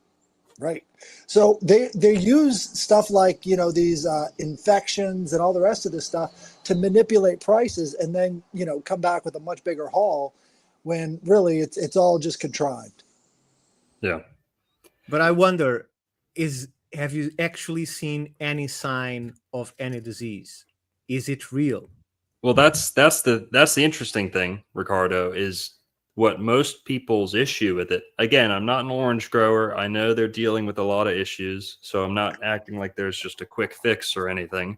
But I do know that one of those main issues, I don't know if it's the canker or the greening. I'm kind of an idiot in this whole plant world. Like, I don't know the specifics on this, but I do know there's an issue, and it's caused by two kind of big diseases or afflictions. One of them, at least, is facilitated by like gnats, like a fly. That's like an invasive Chinese gnat that came along with the citrus or something, or they pumped it out like COVID to take away our citrus. I don't know, but I do know. But do you see anything on the orange itself? Do you see the disease, or is it something that you don't see? That's my question. Yes. You can see the disease, but the juice is still good. So what's the juice is largely still good. So what's the issue?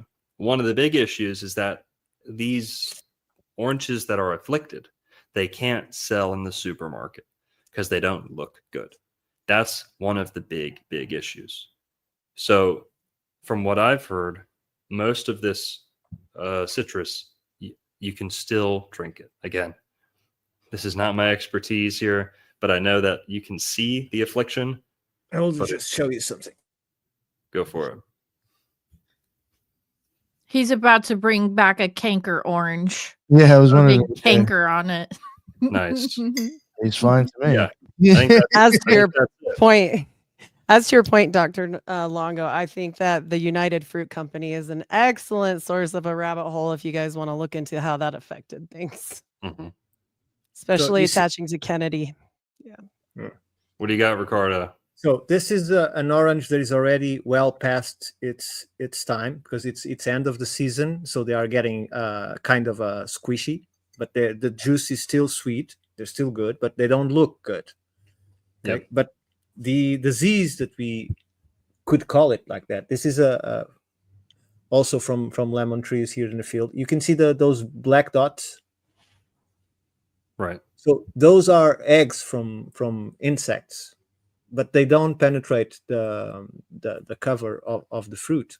They don't reach the inside. They just stay there. So when you want to do juice, you just scrub it up underwater and they all fall out.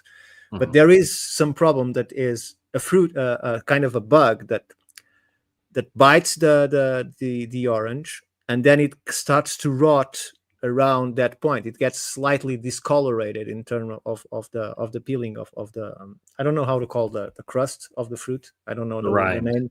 The rind. Okay, sorry. Thank you. But that's it. There's years that it happens a lot, and there's years it doesn't happen, and that's just it. I just find it very curious that they find the need to rip them off. It sounds like something else it's going on. It's just not. That's what I'm some saying. sort of disease. It's got to be something else, and they're just trying to keep the good OJ all for the Rockefeller families. Yeah, 100%. And also another part of this conspiracy is, where's the orange juice? You go to the store, it's all yellow juice.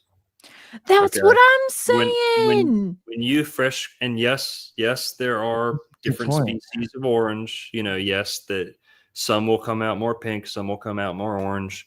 But when you take 50 oranges, it doesn't matter how light they are. It's going to come out really orange, right? It's going to come out almost fluorescent orange. But when you bottle orange juice and leave it for a long time, 2 weeks or so, it turns yellow. It loses that deep orange. And orange juice, it almost has like a slight viscosity to it. It's almost like mucusy. When it's fresh squeezed, it's I don't know how to say it. It's like slippery. But when you store it for longer, the sugars in it kind of convert. And a big part of this is the pasteurization process. So most people fresh squeeze their orange juice and it's gone. They drink it that day or whatever. But when you store it for 2 weeks or pasteurize it, you speed up that process, pasteurizing.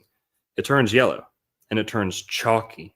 So I've become so much of a diva, like a orange juice diva. I can't even taste the store-bought stuff. Doesn't always cut it because I can taste. Because it tastes like shit. Look, Yeah. We squeeze lemon juice here for a meal. You make 1 liter or 2 liters of it for a meal, and at the end of the day, no one will drink it. Yeah. So you're talking about 2 weeks. Something has to be done to the juice, because at the end of the day, after 6 hours, you can no longer drink that juice. It's no longer. It has metabolized. Something chemical happened. But Right. one advice that I give to people that buy those bottles is, if they don't have a residue at the bottom, if the those crystallized elements in the fruit, if they don't fall to the bottom on the shelf, if you don't see a transparent liquid on most of the bottle, and then that concentrated dark area at the bottom, it's not natural juice at all. Because that's what happens. It starts, all the sugars, all the crystals start sinking in, and the liquid gets transparent, and you only had that residue at the bottom. You have to shake it, and then you have your orange juice again. But 2 weeks, not a chance. It has to do something to the juice in order for it to take that long.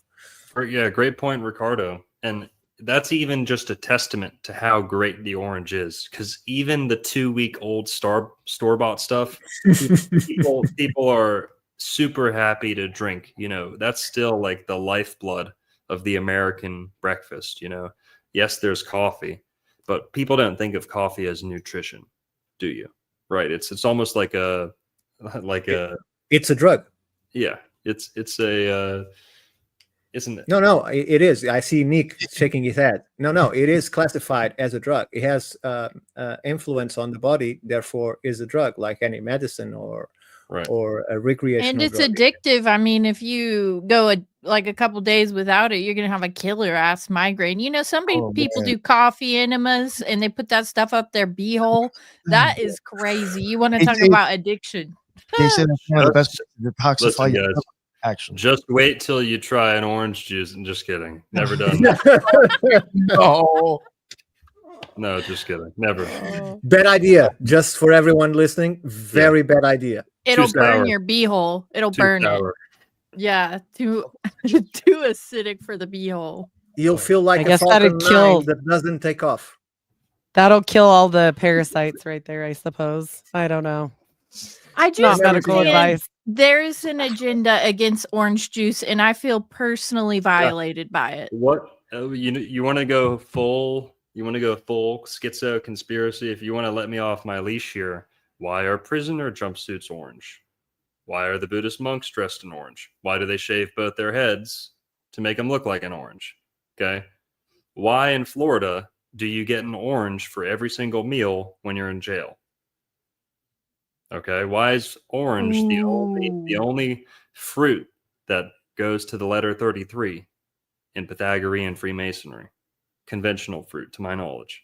Orange. It's one of the few words that doesn't have an exact rhyme to it, you know. You can get close. Origin of humanity, origin, you know, you can tie that in, but so many things like that. You can inject stuff in that orange without it being seen by anyone. Yeah. But where I'm going with this is, what was the most famous court case in American history? The O.J. Simpson trial. Shut up. That everyone tuned into every single morning at breakfast. And that was in Florida, right? O.J., The Simpsons. I don't know. Do with that what you will, but there's something to Orange. Hell yeah. Agent Orange. Yeah. Good. I believe one of the distinguishing health factors of oranges and citrus is that they are among the only acidic foods that will actually bring our body into a more balanced pH. And so it's the only acidic food that you can eat that actually reverses acidity. Yeah, citrus. Yeah. I think most citruses do that. Yeah. They become alkaline once they are metabolized. So yes, that's why it's the only. Yeah, that's curious. I never thought of that. It's one of the few things that can be also energy productive because it's acidic. So you can put two copper pins, an iron pin and a copper pin in an orange or a lemon, and you produce 1 volt, 1.7 volts. And I think my maximum was 1.7, but normally from 0.8 to 1.2, you can get from an orange, more from a lemon because it's more acidic, although it becomes more alkaline afterwards, which is just curious. So it has those two aspects. It can be both one thing and the other. It's interesting. I never thought about that. And I have lots of orange trees. Yeah. Speaking of another drink from Florida, have you ever heard the black drink? That's one of my favorite topics, actually. Let's go. The black drink. What is Coca-Cola, guys? It's the most famous beverage in the world, next to water. Coca-Cola. Well, in India, is to clean chrome. That's what they use it for. Yeah. Well, it's delicious regardless. Some people say, oh, it's like you can clean a drain with it. It's so bad for you. It's like, hang on. Wouldn't that clean your drain, your pipes? You know, maybe not. But there's something to Coca-Cola. Number one, you've got the CC. Coca-Cola 33. You got the black and the red, you got the whole, you know, Templar color scheme. But what's the esoteric origins of Coca-Cola? The ancient indigenous people of Florida, including the Timucua, the tribe we were talking about earlier at Jekyll Island, what would they drink? What was their morning beverage of choice? There was a ton of Florida spring water. And by the way, those Indians, they lived to about 350 years old. Biblical lifespans in Florida 500 years ago. The French recorded Indians that claimed to be and looked to be 300, 350 years old. And we're not talking lunar years, okay? We're talking solar years. These guys looked like 3 times older than a 100-year-old person, but can still walk and talk, right? I don't know if we've ever seen age like that. People are almost, according to what I've heard from legends, people start to look like trees at that age. How old are you again? In the 300s or something you were saying? Yep, 300, 350 years old. The chiefs of the Timucua. This is not just like a wild claim. It's the inspiration and the basis for the whole Fountain of Youth myth in Florida. Why did the Europeans think the Fountain of Youth was in Florida? Well, the Indians lived to like 300 years old. Those guys went extinct, the Timucua, but their closest living descendants are the Seminole Indians of Florida. They're still alive today. They're the last group of Indians in America, North America, to be living as wild Indians right up until the present day. They're the last group of really wild Indians. Right up until the 60s, they were living barefoot out in the Florida Everglades catching alligators. They dance with alligators, train them and stuff like that. Yeah, those are the Wild. people that are collecting Social Security that Trump is going on about. They're also, yeah, one of the richest groups, recognized tribes in America, the Seminole Indians. They're the first Indians to start the whole casino thing. Indians and casinos, that's the Seminole Indians. What's anomalous about them? They average above 6 feet tall, and they live to about 100 years consistently. Do And they their have bones red are hair? their bones are different. Their bones are like actually denser. Like there's a Yes. whole thing with their skeletal structure. Yes, they are It's different. weird. They're very different. So the point I'm making here is the Seminole Indians are the ones who we coexist with today.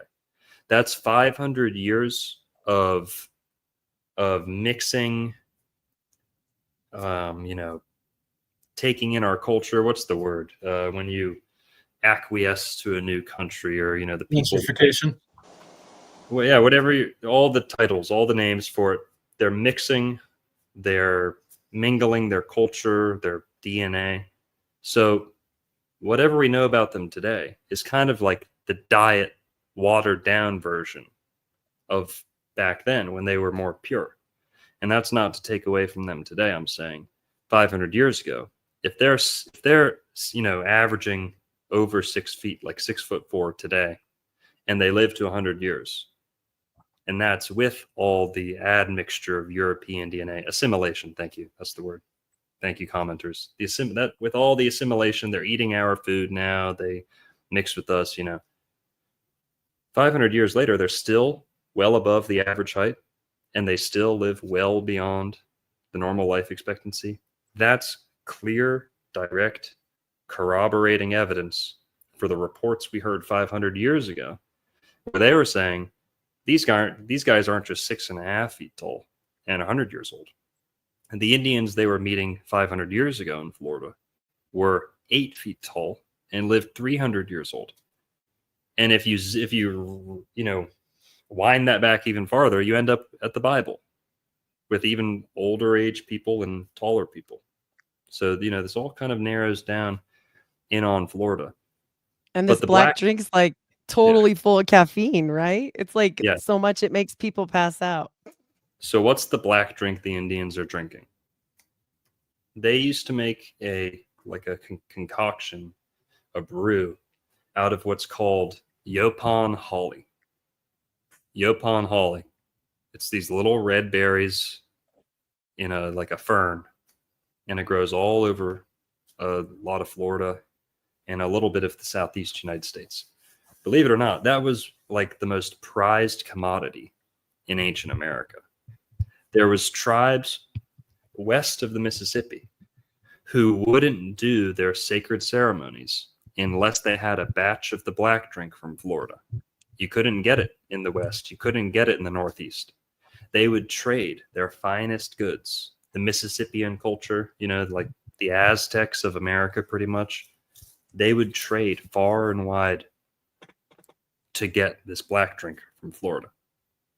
And that was like the principal sacrament of the Mississippian culture. And most of their fine goods were revolved around the ritualistic use of this black drink. At a weak dose, it was like Coca-Cola or a cup of coffee, somewhere in between there. At a strong dose, this is like a DMT trip. You're out. You throw up, and you are gonzo. Yeah. You're out in the DMT realm. Okay, something like that. It's that potent. So they would drink it every single morning. All the Indians in Florida. Just Now- tripping Why not? balls for breakfast. Well, when they drink it in the morning, it would just be the caffeine boost that they wanted. But at the end of the day, or once a month on the full moon or their ceremonies, then they would brew it into the darkest brew that they could, the most concentrated brew. They would dose up with that, and they would be blitzed, and that's where they would commune with the gods, and their shamans would, writhe around and like, crack all their bones like the Exorcist girl, and there's depictions of this. So that drink, and when the white people moved to Florida in the 1500s, 1600s, 1700s, that was the morning beverage of choice for all the European settlers up until they made it illegal to harvest and use, and it's heavily restricted. It's dangerous for you. Today we're starting to see products that are made out of yopon, and the stigma and the taboos kind of going away. People don't even know what it is anymore, right? but yopon holly now, it's coming back into the mainstream a little bit. You can find it at Whole Foods. You can find like a little yopon kombucha or yopon tea, bags of yopon tea. But it was heavily restricted for a little while. I just want to say it's fascinating. Have you had it? Oh, I've sorry. had it. Yeah, I've had it. A very light brew. I haven't tripped balls on it or anything. I've just had No heroic dose. No heroic dose. No, just like a tea dose. And in the tea, Dang, I wanted to know what you saw, man. No, but I have had a run-in with one of the bufo toads here in Florida. We have cane toads, swamp toads. They're not the desert toads, but they produce the same chemicals in their poison. And I've told that story on a couple other interviews. I think some people close to me think that's what kind of set me off on this path, or made me commit to it at least, was I had licked the toad? I didn't lick it. I had the poison squirted into both my eyes. You are a true gangster. Oh my God. Yeah. When I was about 15 years old. It wasn't on purpose. I was being a bad kid. I was kicking toads with my friends, and worse. Sometimes after it rains in Florida, a field or something, there'll be 1,000 toads. Right? And I'd kick those little son bitches too. When we were little pieces of shit when I was like 15 years old. Now I'm a vegetarian. Now I'm an animal lover. Now now I'm different. But I grew up hunting. I had no regard for. I could care less about the toads. My dad used to buy me BB guns and knives and. Well, I'm sorry, but plants have feelings too. Plants have feelings? Yes. Is that a grown man worried about hurting a plant's feelings? Yes, it's true. It's true. They can communicate. No. This is just misguided. have to talk sweetly as you eat it. That's all. I'm sorry, You just gotta do Ricardo. That's misguided. When you eat a fruit, as well as I do. When you eat a fruit, you are furthering the life cycle. No. The fruit, I retract. In regards to fruit, yes, they produce it to be taken, to be spread. That's absolutely correct. Now, what about a potato? If I eat 90% of the potato and then put that little 10% back in the ground, I'm going to get 10 more potatoes, aren't I? Sure. But potatoes are tuberculous, not a plant. Well, what plant do you know really doesn't want to get eaten? Well, spinach, all those kinds of plants. Spinach? Yes, for instance, it's a plant. It's delicious in Cobb yes, salad. And I do eat it, but that's because I also eat meat, because I'm hurting both of them. But look, this is an ideology that doesn't bear footing in here, and we'll never agree on that. I mean, it's pretty much nonsense to be. That's the easiest way to put it. Is there's no consideration needed for the feelings of plants. Plants, they might let out a little burst of energy or something. There is no device on earth that can convince me a plant is displaying emotion. Now, there's plants that close when you touch them and open when you leave them alone. And those that dance when they hear music. Tremendous.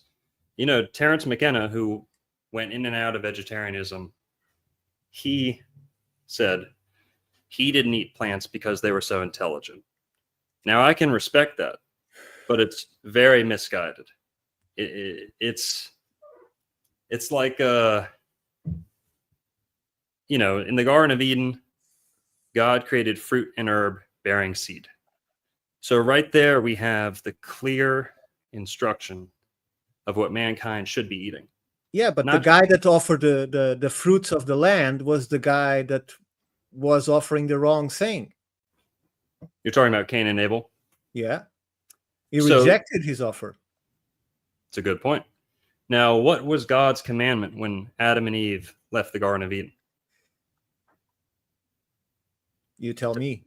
To till the ground. Sure. He tweaked the seasons, and he said, now you're not just going to be able to live in the Garden of Eden.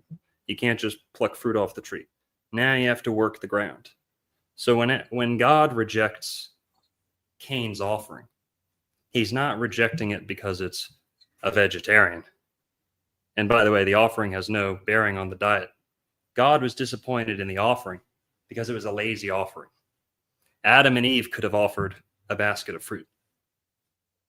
Abel fulfilled God's commandment to go and till the ground and to work with animals, agriculture. So Cain was lazy. Abel partook of industry. That's what God was happy about. Now, I'll point out to you, Ricardo, Cain was a vegetarian. The first murderer was a vegetarian. I was going to say that. Abel was also a vegetarian. The first murder victim was a vegetarian. Every human on planet Earth, at least of Noah's lineage, was a vegetarian until Noah gets off the ark. So Cain and Abel, God could care less about their diet. The crime that was committed, the offering, has nothing to do with diet. So I think you're misguided on that one too. Sure. There's always that chance, but I think that's the first time that God shows his unfairness, because they're both offering from the heart. If you read it, there's no difference in the emotion of one offering and the other offering. So there's no reason for it to be rejected because they both were from the heart. But I think that's not the subject of tonight's talk. I had something to throw in. So back to the plants as sort of medicine. There's a large percentage of Native Americans who used to use sassafras as a way of getting to higher states. So they would use sassafras and some sort of MEO inhibitor, like a pepper, to shut down their liver and have that sassafras go directly into their bloodstream, which creates ecstasy effect. So that was a very common one. And we've got all these plants all around us that we just assume are just shrubbery. You know, they're just, well, What's that's just what we grow. sassafras? Sassafras is a plant. That's where we get root beer, right? Like a Right? twig? Yeah. It comes. Now- Go ahead. It's a root. Ricardo. It's a root. To the point about yeah. to the point about the plants or not. Cain and Abel, you bring up a really good point. It's exactly where we should be looking at to get more guidance on a diet. Cain and Abel, both vegetarians. That's established. Pretty much every scholar will concur because it's not until Noah where we get an explicit commandment. Now you guys can start eating meat. Now you guys can start eating flesh. Up until that time, meat means fruit and herb bearing seed. The key point being fruit and herb bearing seed. Anything that bears seed is good for us to eat. No worry whatsoever of hurting their feelings. Now, Sure, fruit you and get herb the bearing seed. Potato does not bear seeds. So there's entire classes of plant life that don't bear seeds that we also do not have to worry about hurting their feelings. You know, Yeah, Any- I agree with you. Everything that is a tuberculous, everything No. that is a fruit, everything that is a seed, all of that, Yeah. I agree with you. But Now, when the you go to biblical- specific, go on. the go on. biblical definition of adrenochrome is laid out in the exact chapter that you're referencing. Cain and Abel is where we get the biblical background for adrenochrome. So if there's any place that we should be really looking out for emotion being transferred from the eater to the thing being eaten, I would really agree with you that we should be looking at Cain and Abel, because it's there where we get the biblical explanation of adrenochrome. When Cain slays Abel, vegetarian killing a vegetarian, his blood drips down into the ground. And God doesn't see this happen. He doesn't hear it happen. No. The blood calls from the land, yes. He tastes the blood drip into the ground, and he hears the screams in the blood that's sunk into the ground. If that's not a 101 on adrenochrome, I don't know what is. Now, we can say that plants have feelings, but we can also do our 1000% best to steer clear of adrenochrome. And I would remind you, Ricardo, no matter how you treat your animal, at the moment of slaughter, you are eating diet adrenochrome. Adrenochrome, no doubt. All mammals produce adrenaline, and adrenaline is oxygenated no matter what species. Animals produce adrenaline. Good point. I agree with you. That's true. That's true. By the way, I don't know if you are ending, but I wanted to say, because I was out of network before, you are right. The word in Portuguese for winter and hell is inverno for winter and inferno to hell.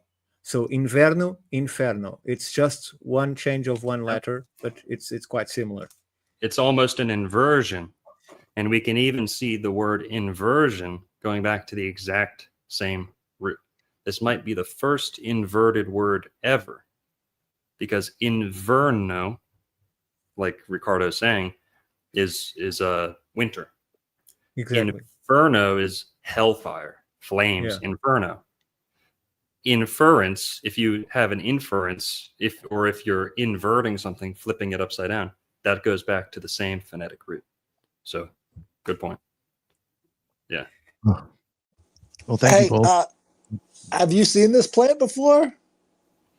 Who, me? That's sassafras right there. You've probably Well, seen it a ton of times. somebody mentioned root beer, and I love the shit out of root beer. So whatever it is, God bless. But I did want to say, though, since we're ending, I think there's been so many times that I have name dropped Old World Florida on my show and other shows. I've learned so much. I spent like 2 weeks where I would just try to binge all the videos, and I would fall asleep, like trying to stay awake and watch everything. So I was so looking forward to this one. And I hope, because I'm going to share on my end as well, I hope everyone learned something today, because I know I did. Thank you. Thank you, Julia. Appreciate it. Yeah. Thank you all very much for coming on. That was an awesome show. I really had a great time. It was, I don't even think I checked my phone, actually. So I was actually paying attention. Keep it real. Somebody said, like, hey, he looked like he's really stoned, and I was like, no, I'm actually paying attention. Next guest. Concentrated face. Yeah, I was like, I have to listen to this. Look, the next guests are going to look at you and see if you're looking at your phone. So I'm not interesting, right? Yeah. And unfortunately, I do have another show at 7:30 in 15 minutes, so I do have Don't to look wrap. at your phone. But thank you all for coming on. I plugged the rejects at the beginning. Dr. Longo, please just plug yourself again. Let everybody know where they can find your stuff. Old World Florida YouTube channel. Old World Florida on X, Rumble. We're a little bit on Spotify too, but Instagram.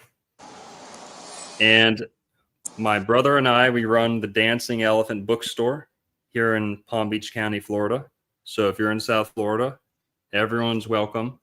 Everyone here on the panel, and if you're listening, come on into the Dancing Elephant Bookstore. This is the #1 esoteric metaphysical bookstore in Florida. Not just saying that, you can check yourself. We sell crystals. We sell a lot of tarot and things like that too. But is it online as well? Sorry. Is it we online? do have a website, That's dancingelephant.shop. We have an Instagram, dancing Go check it the out. dancing_elephant. We also have a publishing company where we've published two books so far. Hopefully the third will be about the Garden of Eden in Florida. They're called Monad, and the second one is Giordano Bruno and the Alchemical Tradition. Nice.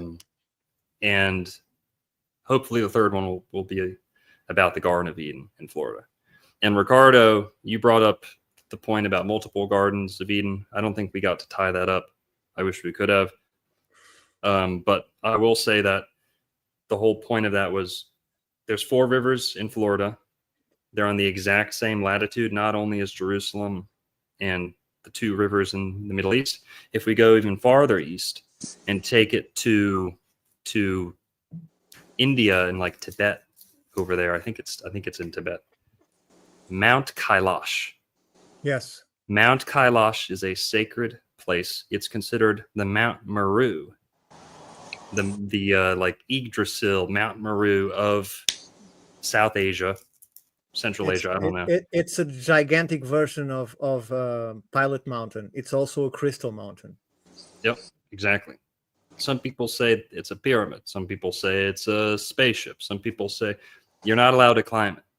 You know, you're not allowed to climb. I've talked with people that actually went 2 expeditions there to try and find an entrance to the undergrounds, but it's very hard to reach and not as easy as it seems. Yeah. That Mount Meru, everyone can go check for themselves. Drop a pin on Mount Meru. It's got the legend behind, sorry, not Mount Meru, Mount Kailash. The legend behind Mount Kailash is that it has 4 sacred rivers coming from that mountain. 4 sacred rivers. Are you aware of the Catalan Atlas? No, but the point I wanted to make on that is Mount Kailash is precisely on the 31st latitude. On the 31st, yes. Precisely. So you asked about multiple paradises. Yeah. There might have been similar stories that took place on that parallel. Florida might have been one Garden of Eden. Mount Kailash might have been something close, something similar, you know. And Heidi, your point about the Mormon church coming to Florida, it's true. They're the largest private landowner. But so much so that this whole Garden of Eden theory, the guy who owned that Garden of Eden in the 50s sold it to the richest man in America in 1955. Richest man in America named John Klug. John Klug donated the Garden of Eden in Florida to the Mormon church. They owned it for about 10 years. Then they got rid of it. But to this day, they're still the largest private landowner in Florida. Scientology is headquartered here. Florida's the first place that Christianity came to the United States officially. First place that the Greek Orthodox Church came. First place that Judaism came. First place that Islam came. All a coincidence. Right? But that's my last point. So I hope that covers Amazing. get to cover. Thank you. Thank you. Amazing. Thank you. Yeah, Thank you. love it. Oh yeah. Thank you very much. Thank you to everybody in the chat too. I was able to see everybody's streams. There was a lot of awesome stuff being said. I tried to throw up stuff from old shows. Thank you for being so interactive. That's what's up. That's why I like to go live. And yeah, that's the end of another Occult Rejects. And until the next one, everybody be well. Later. Thank you, guys.